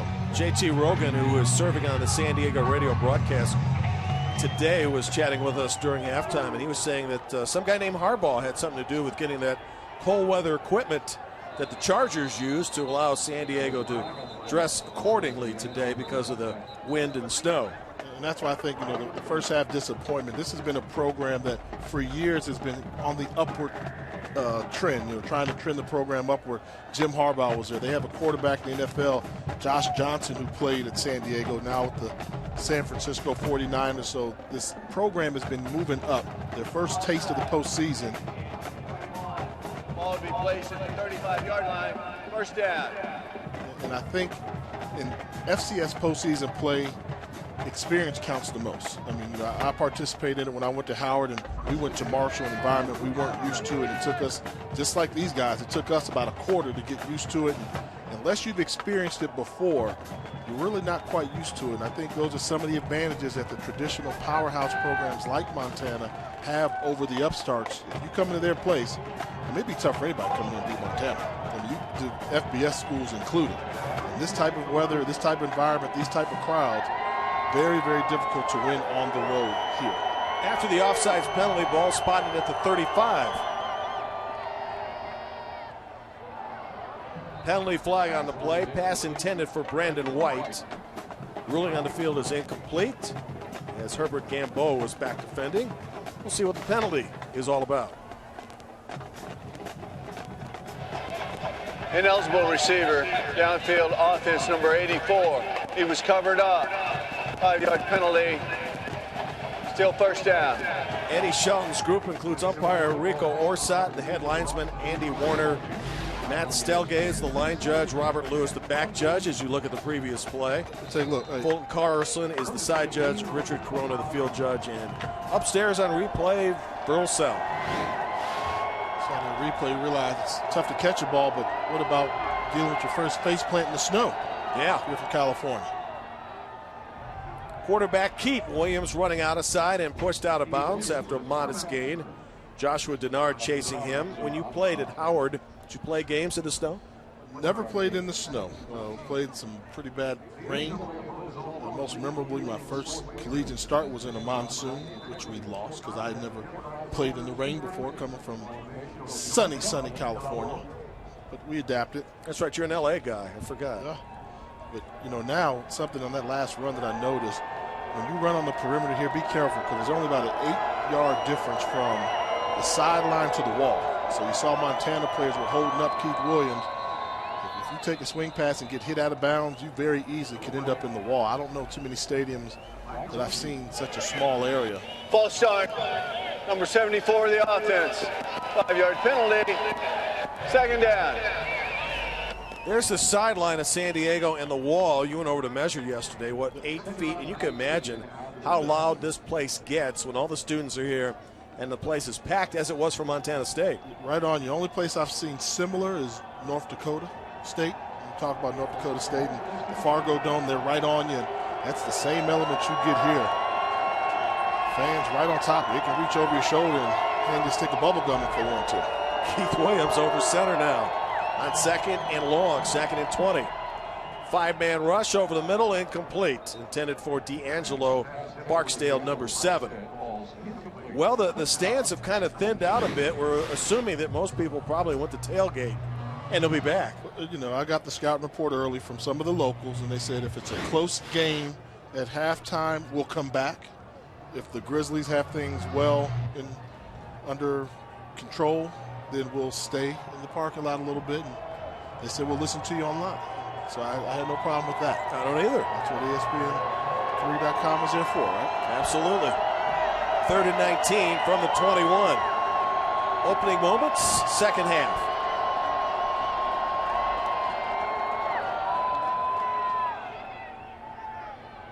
Little screen pass, not much for Reggie Bell to negotiate. He got 5 on the play. And San Diego must punt again. Now, with all the plays that we saw that last series, they only took about a minute off the clock. Now, I understand you want to throw the football and Keith is your guy, Keith Williams is your guy, but you're down by 38 points on the road. This game could get very ugly if they continue to throw the football. I think they have to go back to running the ball. This is the 8th punt of the day for Ryan Belden. Ooh, and John Wynn got planted right when he made the catch. Let's hope he's okay. Ryan Riley from San Diego Special Teams delivered a knock. And Wynn is up and still a little gingerly. That was a hit, and Wynn had the kickoff return. So once you do that, you become a marked man, and that's not a good sign. And they will check him out, particularly for concussion-like symptoms. The game of football has become a lot more sophisticated because of a lot of the concussion issues over the years. And now before he even gets an opportunity to think about returning to the game, they are going to go through a number of exercises on the sidelines to make sure he's all right. Of course, this year with targeting in effect, where a player can be ejected from a game, that has forced teams to tackle a little different way. And for the most part, when you talk to officials about it, Jay, they seem to feel the game has been cleaned up in that area, that a lot of knocks that have been eliminated. And it's all for player safety, and I'm 100% behind that. No such thing as getting your bell rung and coming in the next play. No.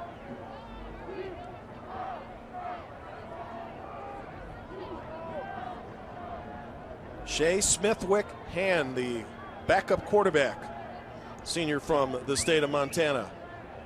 Getting an opportunity now to play. As Montana protecting a 38-0 lead. As they now have both a new running back and a new quarterback. So nice gain there by number 24, Lorenzo Logwood.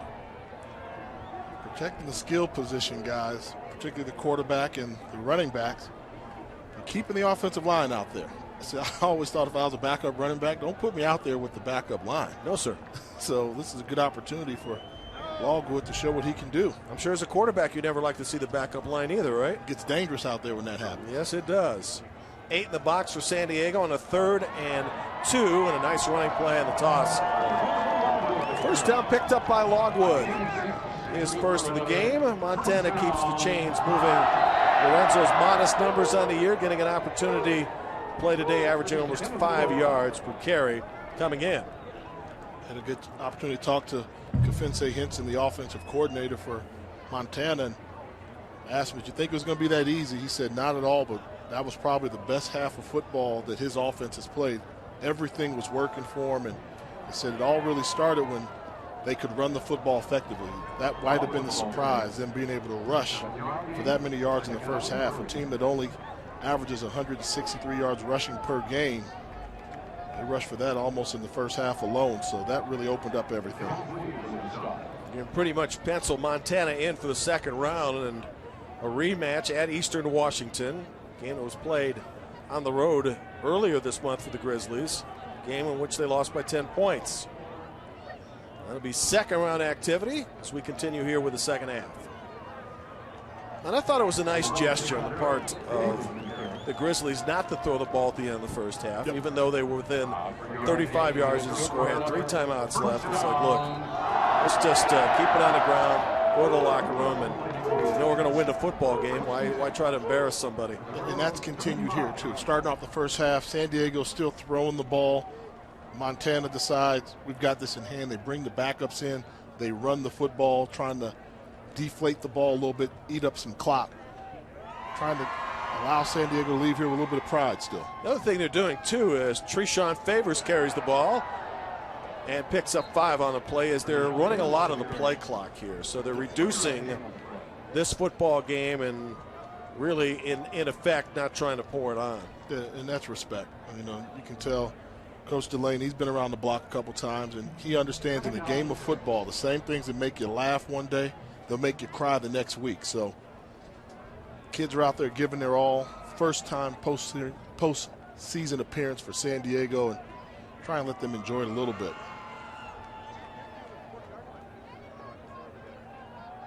If you're just joining us, as Favors carries for the first down into that second line of defense, and Montana continues to move the chains. Montana got the jump after not scoring on the opening possession, put up 38 first-half points. Jordan Johnson threw for 3 scores in the first half, and that has been the biggest difference. Let's update some of the other scores going on. Montana State has taken the lead for the first time today on South Dakota State. About 3 hours down the road, 26-24, early third. Whoa, chance for the Big Sky to start off going 2-0 in the first round of playoffs. They were trailing that game early.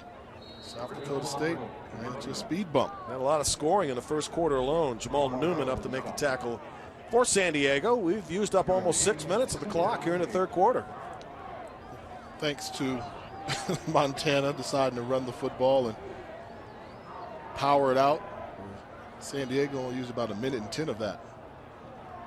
Little toss sweep there. Snow starting to pick up a little bit more. When we had the snow barrage in the first half, in the second quarter, you couldn't see the mountains or the hills. And when that happens, you know we got quite a little snowstorm going. It was heavy, fast, and it looks like it's starting to pick up and become heavy again. And football in November, Montana, the elements are always going to have an input or an impact on the football game. That did not disappoint. By the way, the football's at the 20-yard line, just in case you're... How can you tell? Counted the yard markers there. Thank goodness they did a little snow shoveling. Logwood again, cutting inside. It'll be 3rd and 5 yards to go for the Grizzlies. Check it 4th and 5. I don't think they'll risk a kick here now because the game is in hand, or the game might be in question, but fact of the matter, why try to get somebody hurt? Don't need the points, and I think they'll run it and try and continue to control the clock themselves. Sure. Fast-moving third quarter, already halfway through. 4th and 5. Football at the 18 of San Diego. To the end zone, a little push-off, touchdown! Didn't matter. Joshua Jansen, 3rd touchdown catch of the year. Jansen starts off in the slot, and this is a nicely thrown ball. Got away with a little push and tug, but they don't call it. Not your job. Freshman from Missoula, hometown kid, gets a score in a playoff game. You know, you must love this. How big of a thrill can that be? Now Daniel Sullivan on for the 45th point of the game.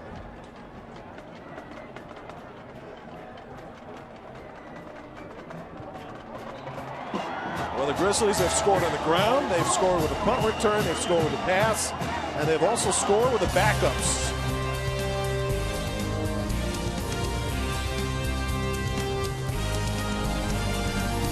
Missoula, Montana, San Diego, and Montana. Jim Barber and Jay Walker started Howard University. A great kickoff return there by Barksdale. Ball is loose, but the officials will say San Diego retains the football.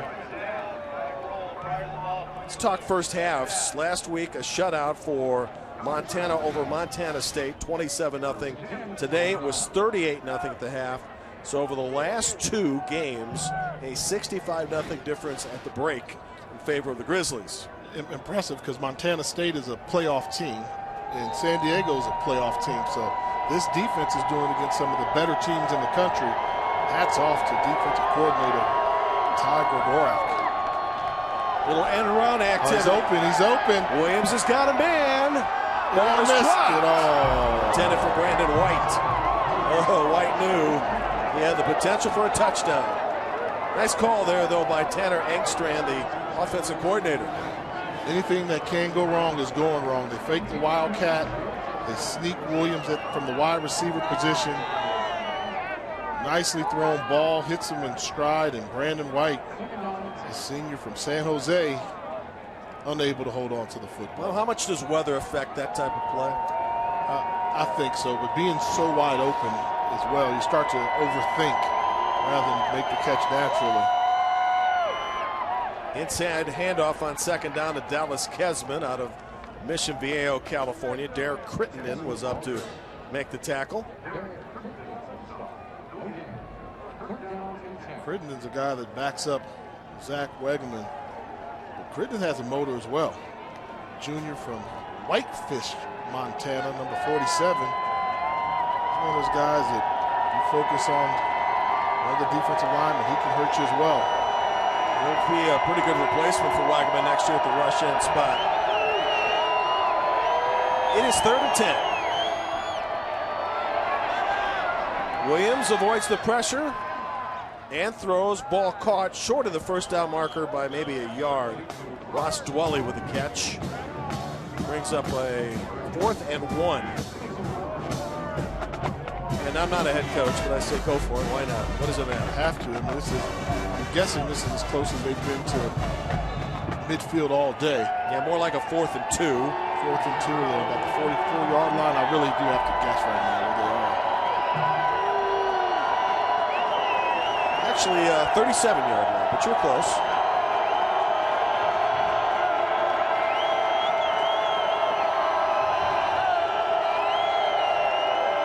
And San Diego will use a timeout. First of the second half. Keith Williams, sophomore out of Fairfield, California, came in completing passes at 55% for over 2,000 yards, but hasn't quite faced a team of this magnitude during the regular season. Get here in the mountain areas, the Colorado Rockies in Montana. San Diego is at the football, and why not go for it on 4th and 2, trying to keep possession and at least get a score. Over in Bozeman, South Dakota State has regained the lead, 31-26. Williams looks and throws, incomplete. Had a man wide open in Reggie Bell. So on downs, the football comes back to the Grizzlies. Outside, they take away the outside release, forcing a smaller throwing window. Reggie Bell not able to get it. Ball just quite frankly got away from Keith Williams. He made a poor pass. 2 touchdown receptions today by Jamal Jones. 3 touchdown throws by Jordan Johnson. Jordan Canada rushing for 105 yards in the score, and a punt return by John Wynn for a touchdown.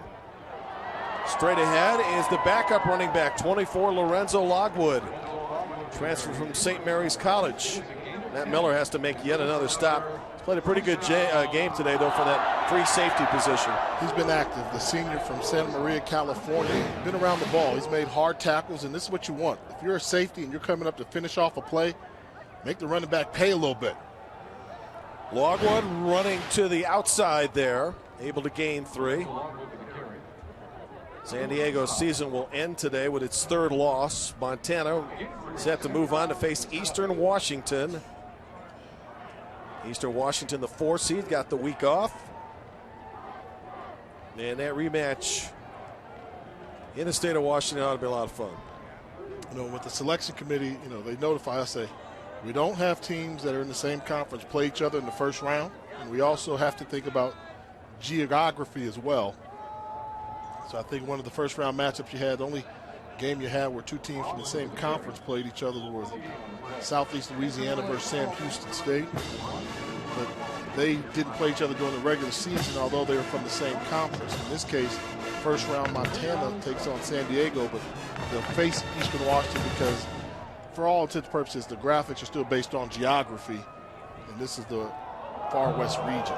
On the fake to Treshawn Favors, Smithwick gets planted by number 98, Josh Williams, 2nd sack of the year. Part of that grinding 4-man attack of San Diego's team led by the coordinator, Steve Irvin. Trying to do a bootleg run, but Williams not fooled at all. Great recognition of where the football was, and makes the quarterback pay. Football's at the 31-yard line of San Diego.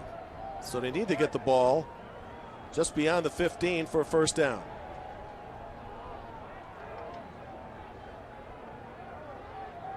Smithwick hand in replace of Jordan Johnson, who played the first half. Against a four-man rush, man coverage to the end zone. Incomplete, and on down, San Diego will get the ball back with 3:44 remaining in our third quarter. Let's step aside. We'll go back to business here in a moment. It's snowy Montana. That's the reason, because more snow is approaching here. These folks have figured the game is in hand already, so why not go enjoy? I know you wanted to go out during halftime and do our halftime stand-up out there, and I applaud you, but you were overruled. That's why, the analysts, normally former players. And later tonight, our game, as you know, is 45-0 as San Diego runs to the wide side. And Jonah Hodges, well, we featured him at the beginning of the broadcast, and Hodges unable to get much going. He really hasn't had many attempts. That's just his 6th run of the day. Yeah, they came out kind of untraditional. They wanted to throw the football first rather than feature Hodges. Maybe they just knew they couldn't match up versus Montana in the trenches. So they were trying to throw the ball, but Hodges really become a non-factor in today's game. Let me ask you this, and I don't think it would have affected the outcome, but if they had come with a more traditional attack with Hodges, would we have had a different football game? I think so, because you go back to the keys, and it was, get off to a quick start, and that basically meant don't get blown away early. They didn't pick up a first down until their 4th series with the football. I think if you pick up a couple first downs, maybe win the battle of field position in the playoffs, that helps. And they might have been down by 20 at halftime compared to 38. A quarterback keep by Williams, but did his lunge get him the first down? I think you have to give it to him. I mean, you're in the elements here. I mean, how precise can you be, 1 inch or not? I mean, the spots are so questionable. Even if you go to replay, it's really going to come down to what they say on the field, because challenging the spot, I mean, it's nothing conclusive. The thing they're going to do here is just bring out the chains, and I doubt very much we'll see replay unless there's a targeting issue here in the second half. So San Diego went for it on 4th and short the last time, needed to get 2 yards, was unable to do so. Now they needed a yard, the Toreros, and let's see if they got it. It's like, where do you spot that middle link where they mark it? And that's well short. So another 4th down stand, and Keith Williams and the Torero offense must come off the field. That's a tough one, and that's where having a field covered with snow really comes into play. I mean, the spots naturally aren't going to be as accurate as you would think, and even where you start drives off, the placement of the chains can become inaccurate as well. Shea Smithwick-Hand back at quarterback for the Montana Grizzlies, who lead in this football game comfortably as we are winding down the third quarter.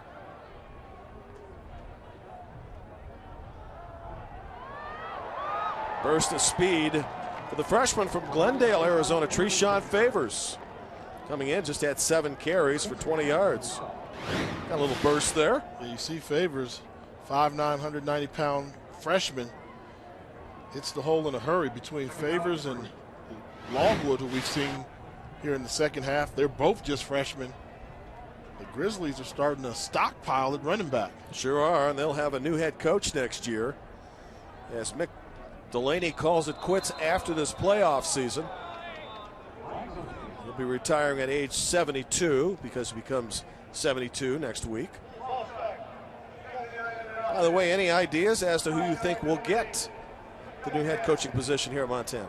I saw the newspaper today. They ran a front page sports article on UNLV's football coach resigning. You know who that is? Mm-hmm. Bobby Hawk, who been here before, done that. Won national championships here as well. So obviously I think his name starts to become mentioned. I think Dave Dickinson, who if you talk to anybody around here, say probably the greatest football player in Montana history, winner of the Peyton Award, now an offensive coordinator in the CFL. I think he has to get a legitimate look.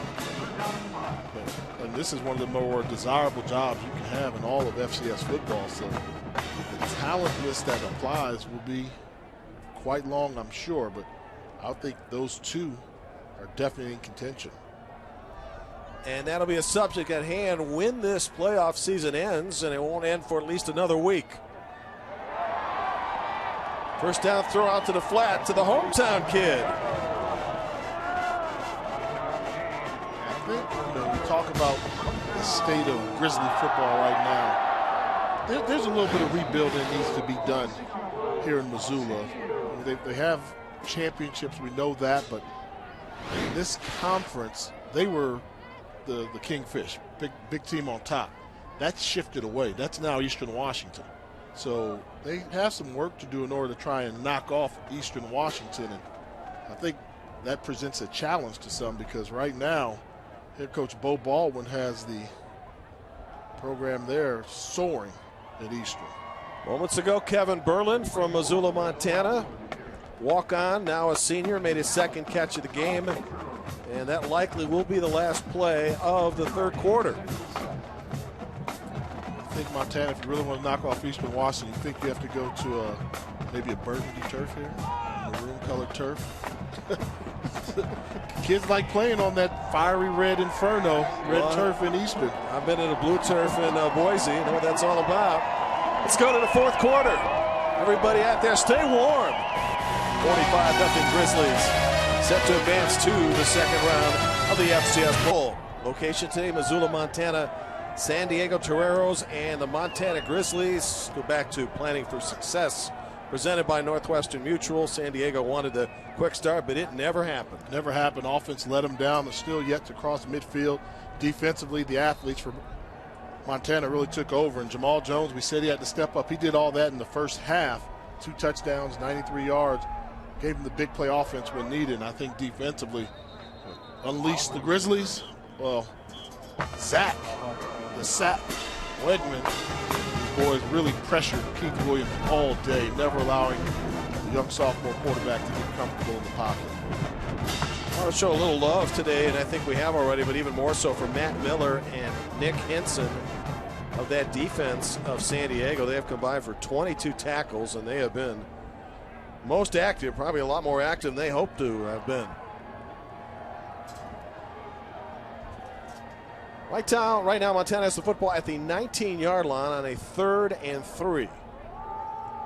Logwood again, scampering ahead, diving in the snow down to the 15, appears to have the first down. Through 3 quarters, Montana 402 yards.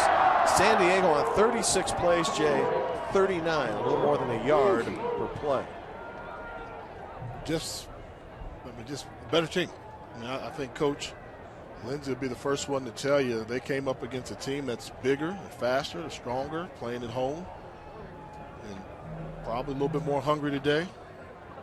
Although his team came out and gave it their all, they're playing a top-tier football team, and I think you look across the ball and say, well, that's where we want to be in a couple of years.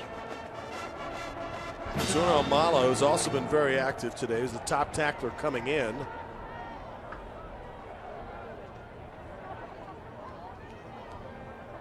Amala just looks like a linebacker, doesn't he? Prototypical run stopper in between the tackles. Kind of a Mike Singletary kind of guy. Once he gets his hands on you, the play is usually over. Yes, sir.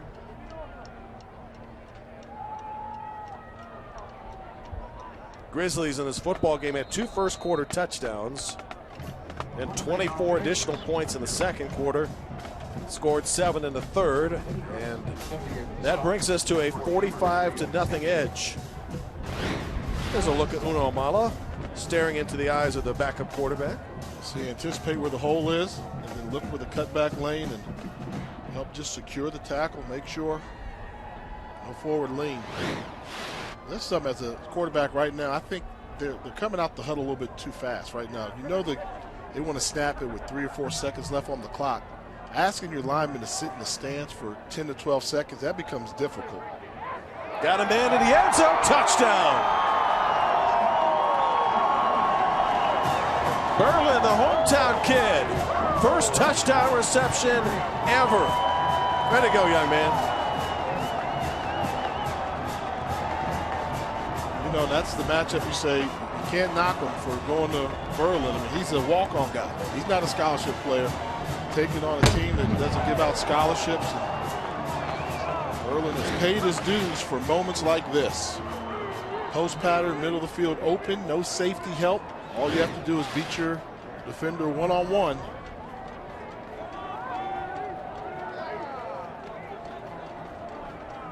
51st point of the game and a 9-play, 40-yard scoring drive.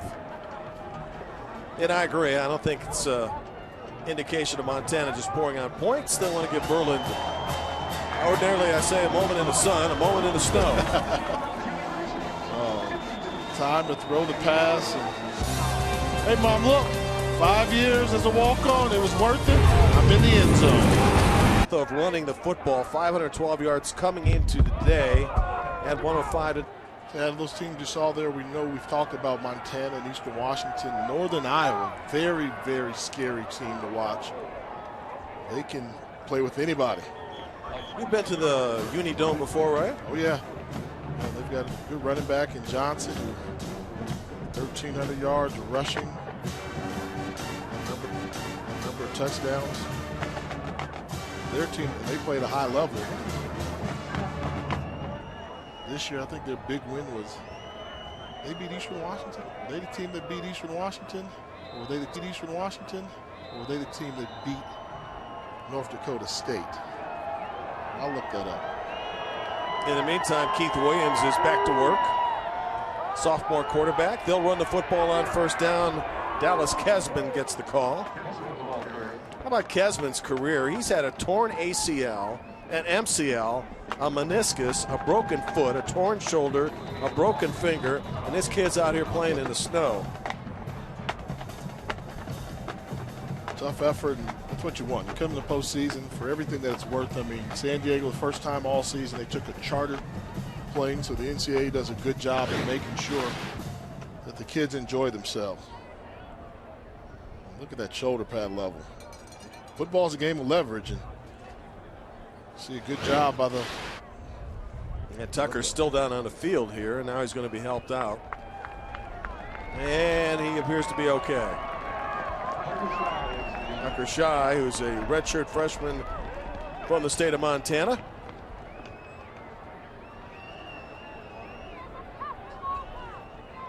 That's correct. Northern Iowa was knocked off North Dakota State this year. They were the team that broke that streak. They've also beat Illinois State as well, just for good measure. So that's a dangerous football team. North Dakota State losing its quarterback, Craig Buell, head coach, to Wyoming. First season in FBS competition for the former national championship coach on the FCS level. He won't admit it, but right now he's missing Fargo right now. Wyoming took their lumps, and I think they all. I remember doing a UNLV game with Coach Hawk, and I said, "What's it like? You know Montana's getting ready for postseason play right now." And he said, "I miss postseason football. This is sure. How can you not?" Every coach you talk to on this level that makes the tournament says there's nothing quite like it. Play action for Williams out to the flat, incomplete. Chris Creighton is now coaching on the FBS level, Eastern Michigan. Had one of his games recently with Ball State, and they asked him about the playoffs because the Wabash Little Giants had been in the Division III playoffs in the past. Him as a coach, he said, "What's it like being in playoffs?" He said, "There's nothing like it." I always say, every first down is magnified. Every turnover can end your season. Special teams can do you in, so you must be a solid football team to win games this late in November. Ryan Belden the punt. Fair catch being called. And the football is going to be spotted just past the 20-yard line. Let's take a break. 4 minutes into the fourth quarter. 14 NCAA Division I football championship rolls on next weekend. Second round games on Saturday. All games on the Watch ESPN app and ESPN3.com. For more information, go to NCAA.com. That's the official online home for all 89 NCAA championships.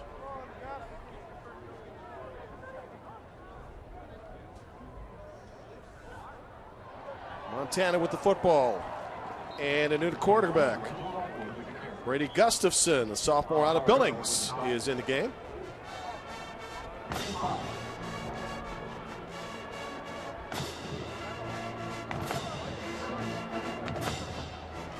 I think most of this good crowd here not only thinned out, but is still tailgating. They did not come back. Yeah, they decided to hang out there and listen to us online, which is what technology is for. What led them to believe that this one was in hand? 38, and a team that hadn't crossed midfield all game. Something rare you see now with Gustafsson in the game underneath the center. First time we've seen Montana go under center all game. See some of the backup linemen now in the game as well, Jay. Guys like 78 Clint LaRoe in there.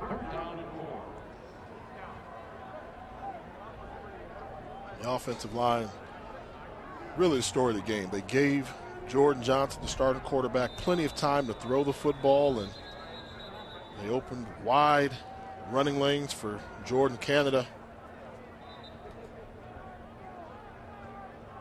Looks like we've got an injured player to the San Diego bench. I think it's McClellan, number 25, Troy McClellan, hometown kid out of San Diego, who spent part of his offseason as a pizza delivery man. When you're non-scholarship, you can work. Sure can. Have to find a way to pay the bills sometimes. He was asked what was the biggest tip he ever got in delivering pizzas. $40. Wow. Expensive pie. It's been quite a load, too. Right now for the Grizzlies on offense in the dark uniforms, it is 3rd and 4 from their own 28. Gustafson, the third Montana quarterback of the day. And San Diego able to make a stop, and that means the Toreros will still have a chance in this game perhaps to score some points. Taylor Bongiovanni with the tackle. And there's Tony Sawyer, who's been out there all day assisting as well. He has 9 tackles today, 4 of those unassisted. He plays cornerback, and normally cornerbacks are some of the least likely defenders to make tackles, but because of the presence of the outside run for Montana, force Tony Sawyer and Jamal Agnew, the cornerbacks, to get involved in the run game. Chris Leiter hasn't had to punt very much today, but he will to Reggie Bell.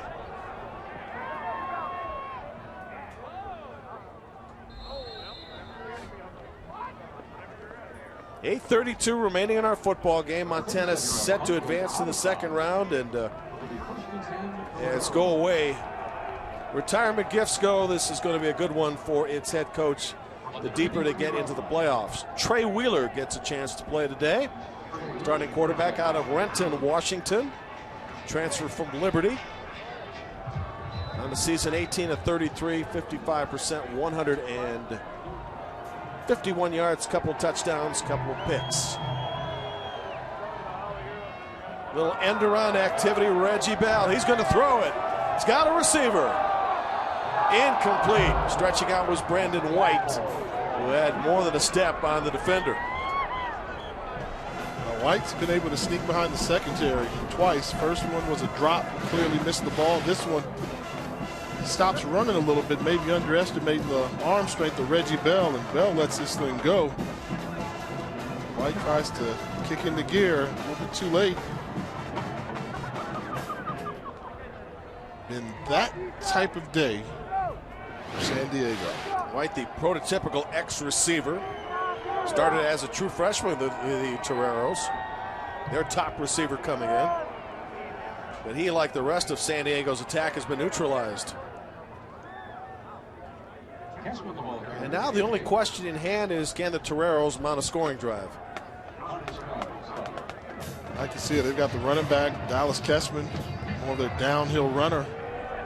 Move the pile type of guy. He's been able to get some positive yards, and you can see the difference. Maybe this is what they should have started out the game with. We know Hodges has been their home run hitter, the running back position, but physical game, the elements start to get involved.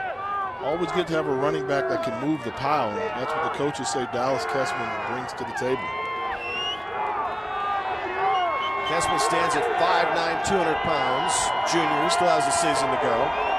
Football's at the 45-yard line. Halfway through the fourth quarter. Wheeler faking out of the backfield with an easy dump pass and a pickup of close to 9 yards. 45, Zach Holland, the backup tight end with a catch, his third of the year. And this is smart. Once he catches it, look at the red jerseys. I'm thinking, uh-oh, this is going to be a big collision coming up right here. He said, no, it's not. I'm going airborne.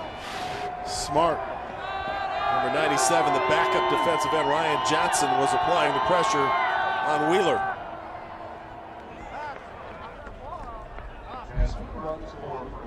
So the Pioneer League, in its representatives in Butler and San Diego, both eliminated in the first rounds of playoff activity. Butler defeated by Tennessee State last year in Indianapolis, and now today, San Diego's season will come to an end at the hands of Montana.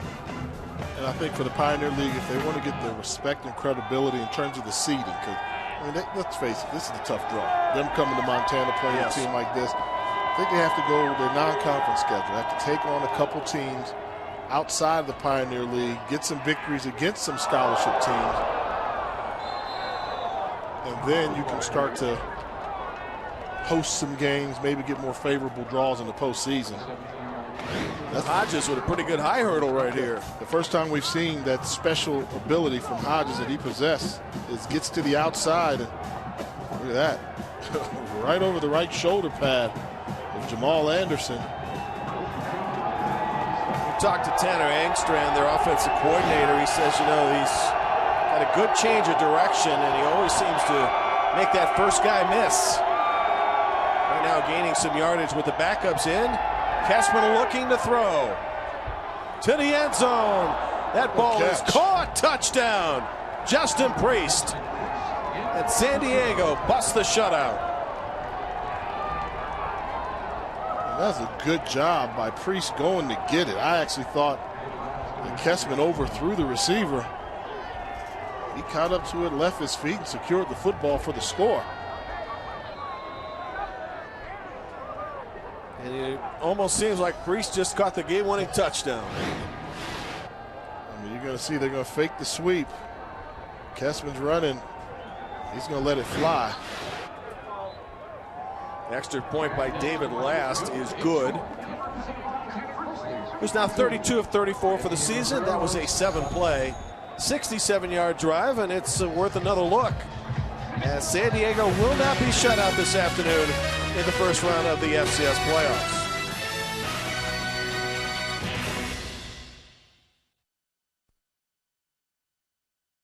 This game with 6 minutes of change remaining. Next week on ESPN3, this should be a fun one. 4:30 Eastern time start, Montana and Eastern Washington. This will be the rematch in a game in which Vernon Adams threw for 4 touchdowns to defeat the Grizzlies in the early part of this month. You hear the fans here who have hung around to watch this game try to salute the Grizzlies. That ball is loose. San Diego gets the football. Some of the breaks that San Diego needed in the first half to keep things close, now they're starting to become the beneficiary of. Turnover. Ball just clearly comes out. Good play by the special teams of San Diego. Lorenzo Logwood fumbled that ball. And it appears number 46, Alec Marino, came up with the loose change. So San Diego with another scoring opportunity. Football at the 40-yard line of the Grizzlies. Trying to make this score a little more respectable. Play action for the backup Wheeler to the tight end Burnett. Breaks 1 tackle and picks up 13 on first down.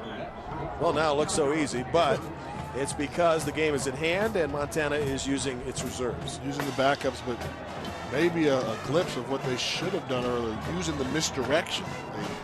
Misdirection on the touchdown pass, misdirection there.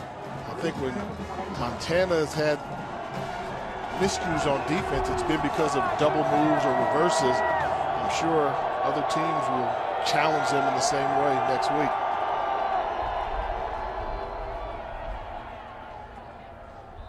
Torero's on a plane ride back to San Diego when the game is over. Had an eventful season, had a Big Ben play at the end of the game against Valparaiso to win on a 44-yard touchdown pass. Got beat in the final game of the regular season by Cal Poly pretty handily, and today got beat pretty handily again. And as I mentioned, this is the part that you like seeing, where young kids come out and get to have some success on the football field, although they lose this football game showing. I mean, Kessman's come in and he's run extremely hard. And these guys are showing some fight, which is all coach can ask for. Wheeler again on play action. To the outside receiver, once again the tight end, Mason Burnett. He's a redshirt freshman from St. Louis. It's been a pretty good job by Trey Wheeler as well, coming in a very tough situation. Team trailing 52-0. And look at him. He comes in, the junior from Renton, Washington. It was a nice catchable ball. And I think in this game we saw Williams with the strong arm. His receivers had trouble catching some of those bullets. Wheeler throws a little bit more of a catchable ball. Not to say he's the better quarterback, but in this game, probably explains why he's had a little bit more success moving the team. And his team right now in the red zone at the 14-yard line. This year, San Diego's been a very good red zone team, converting 37 of 41 scoring opportunities for 90% effectiveness. And usually when you get to this stage, teams that make the playoffs are awfully good in the red zone offensively and equally as good defensively as well, because one thing about Montana on defense, they only allow teams to score 70% of the time once they're in, so nothing's a given. In fact, that was 12th best in the FCS prior to the game. 8 in the box right now for a running play. They're going to swallow Kessman up. I count 1, 2, 3, almost 4 bodies on the play.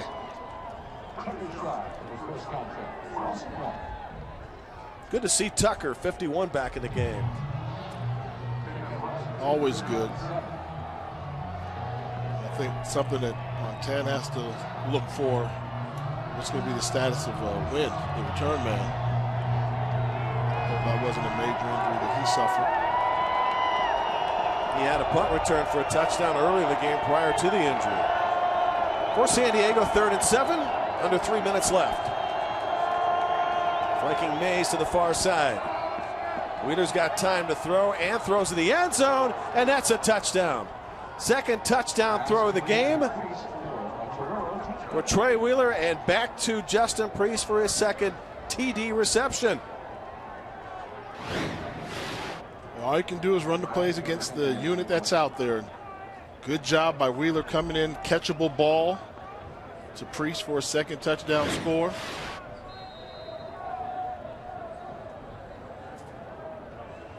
You see what a difference having the starting defensive line for Montana is compared to when you have the backups. Trey Wheeler has a nice pocket time to go through his progressions, where Keith Williams was running for his life back there. Yeah, it was nice to see Mr. Williams come over and congratulate him. I don't think we have any quarterback challenge or controversy here, do we? No. I mean, look at the time. Able to go through the reads, throw the ball downfield. In the first quarter, Montana got 2 early touchdowns, added 24 more points in the second. Touchdowns in each of the third and fourth quarters, rushing the football for 241 yards, holding San Diego to 2 of 13 on third down. And San Diego has gotten on the board and added a touchdown here and a couple of touchdown throws to Priest in the fourth. Jordan Johnson, he only threw the ball 20 times, good for 153 yards and 3 touchdowns. So let's talk Eastern Washington and Montana next week. How do you like the matchup? Like I said, you have to prove you can stop Vernon Adams from scoring, and once you can do that, then you have a chance. And I think they do have weapons here in Montana, but I think ultimately it's going to be that defensive line. You know, if Montana can have success, just disrupting. You're not going to stop Eastern Washington from scoring points, but just disrupting and maybe forcing a couple turnovers, that'll give them a chance. But if Eastern Washington's able to neutralize this defensive line for Montana, then the Eagles have a really good chance of being successful against the Grizzlies. Lorenzo Longwood fumbled the ball the last time out. This time he returns it and protects the football. Ray Clark makes the stop. Let's go back to the meeting on November 8th. The final was 36-26. Lots of offense. Almost combined 1,000 yards. Third down. Montana, the more effective team. Couple of turnovers. And Vernon Adams, the big difference, the starting quarterback for Eastern threw for 4 scores. And I think you see there, that shows you Montana has the firepower offensively to match them, to match Eastern Washington, which not too many teams do. But they're playing that game. They're not playing here in Missoula. Oh, no. Right? They're going over to Cheney. So, Cheney, tough place to play. The Inferno. Saw Eastern Washington a couple of years ago bump up competition against Toledo of FBS in the Glass Bowl, which was a very entertaining football game, and a game in which Vernon Adams actually got hurt. Let's get some love out to our cameramen today on ESPN3. They include Aaron Carruthers, Brian Allen, Frank Hambe, Clark Rufford, and Abe Korean, and on audio, Jeff Hubbard. They have investigated the elements today, and they're winning so far, although we still have a few more memes to go. Thanks, everybody, and particularly those in the truck as well, for several days of hard work, because it has not been easy. That's working right there. Yeah. You and I were out in the sunshine when it was 40 degrees to start the game. Yes, temperature dropped, and giving us some good shots as well. Stayed focused, done their job. I thought the most entertaining part of this game was at halftime, where we showed the first half highlights of a clean field, first quarter anyway, and then now to this. Montana will be intent to run out the clock here. If it can do so, needs to pick up 3 to get a first down on 3rd.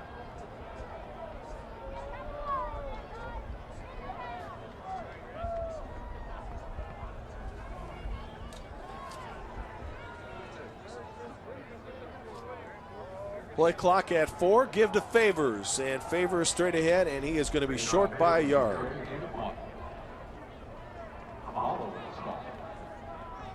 Una Hamala continues to work out there and makes yet another tackle. I wouldn't be surprised if they decide to go for it here, 4th and 1, so that way you can run out the clock. Instead, go ahead and punt. Chris Slider will punt. That's a punt of 57 yards, his longest.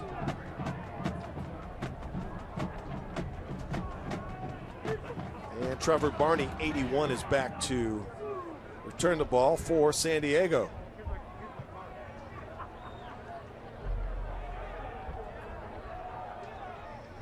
Where today the temperature was close to 70 degrees. Came to Montana, we're with wind chill down to the 20s. I think that's what the San Diego players are saying to the Montana players. All right, you guys got us, but we're going back to San Diego. It would be an advantage, wouldn't it? Be a little bit of a taunt. No better weather in the country. So 55 seconds left. And what did Dale Lindsey tell us at halftime, the San Diego coach? We will not depart this game early. We won't quit. We're going to play as hard as we can, and they've been able to net a couple of touchdowns to their offensive credit. They show plenty of fight here in the second half. And I'll tell you something about postseason football. It's addictive. Once you have a taste of it, you do everything you can during the offseason. I'm sure the players will pump a little bit more iron, run a couple extra sprints, try and get back and have a better showing for themselves next year. And the San Diego team is built for the future. Well, Montana, high expectations this year. And for Mick Delaney, a happy early 72nd birthday. And his retirement present keeps on giving. He'll have another week as head coach of the Montana Grizzlies as the final seconds waste away.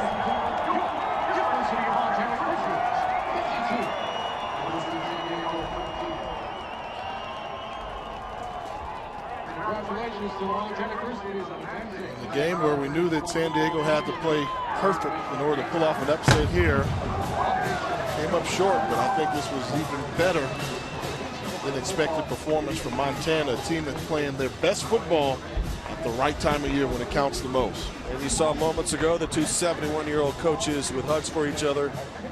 And the players, a great sportsmanship, congratulating each other on the effort. Montana moving on to round 2.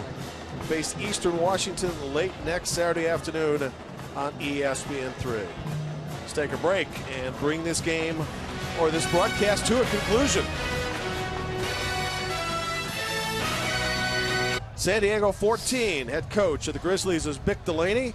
Mick, congratulations on the win. And who's that pretty lady you have next to you? That happens just to be my wife. I think I haven't looked yet, but I think it is.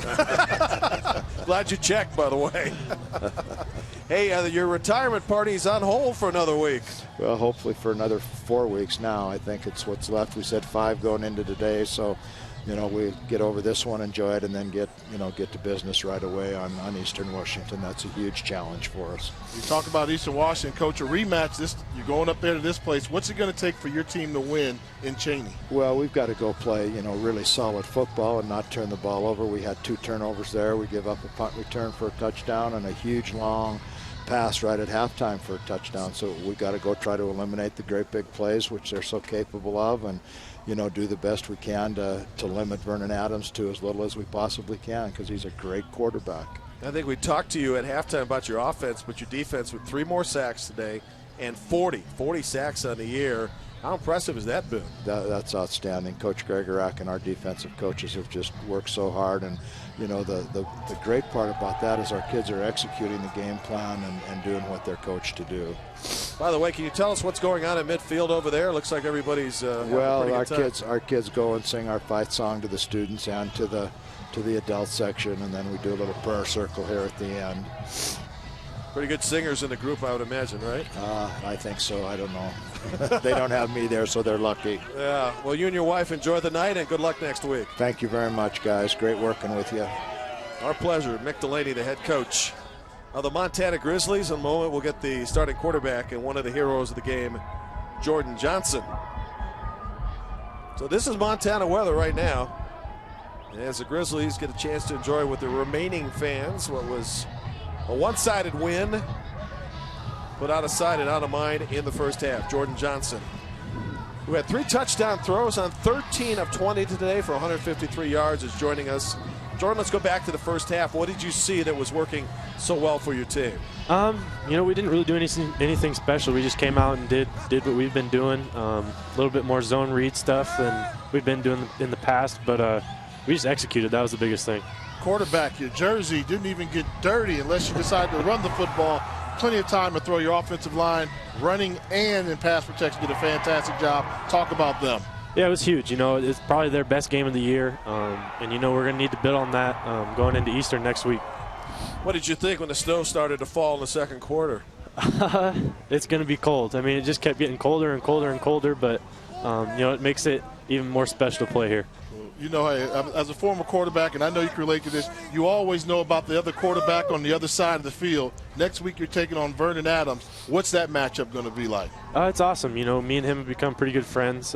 He's one of the best players ever at this level, and anytime you get to go against the best, it's fun. All right, time to put you on the spot. You're from Eugene, Oregon. Ducks or Beavers tonight?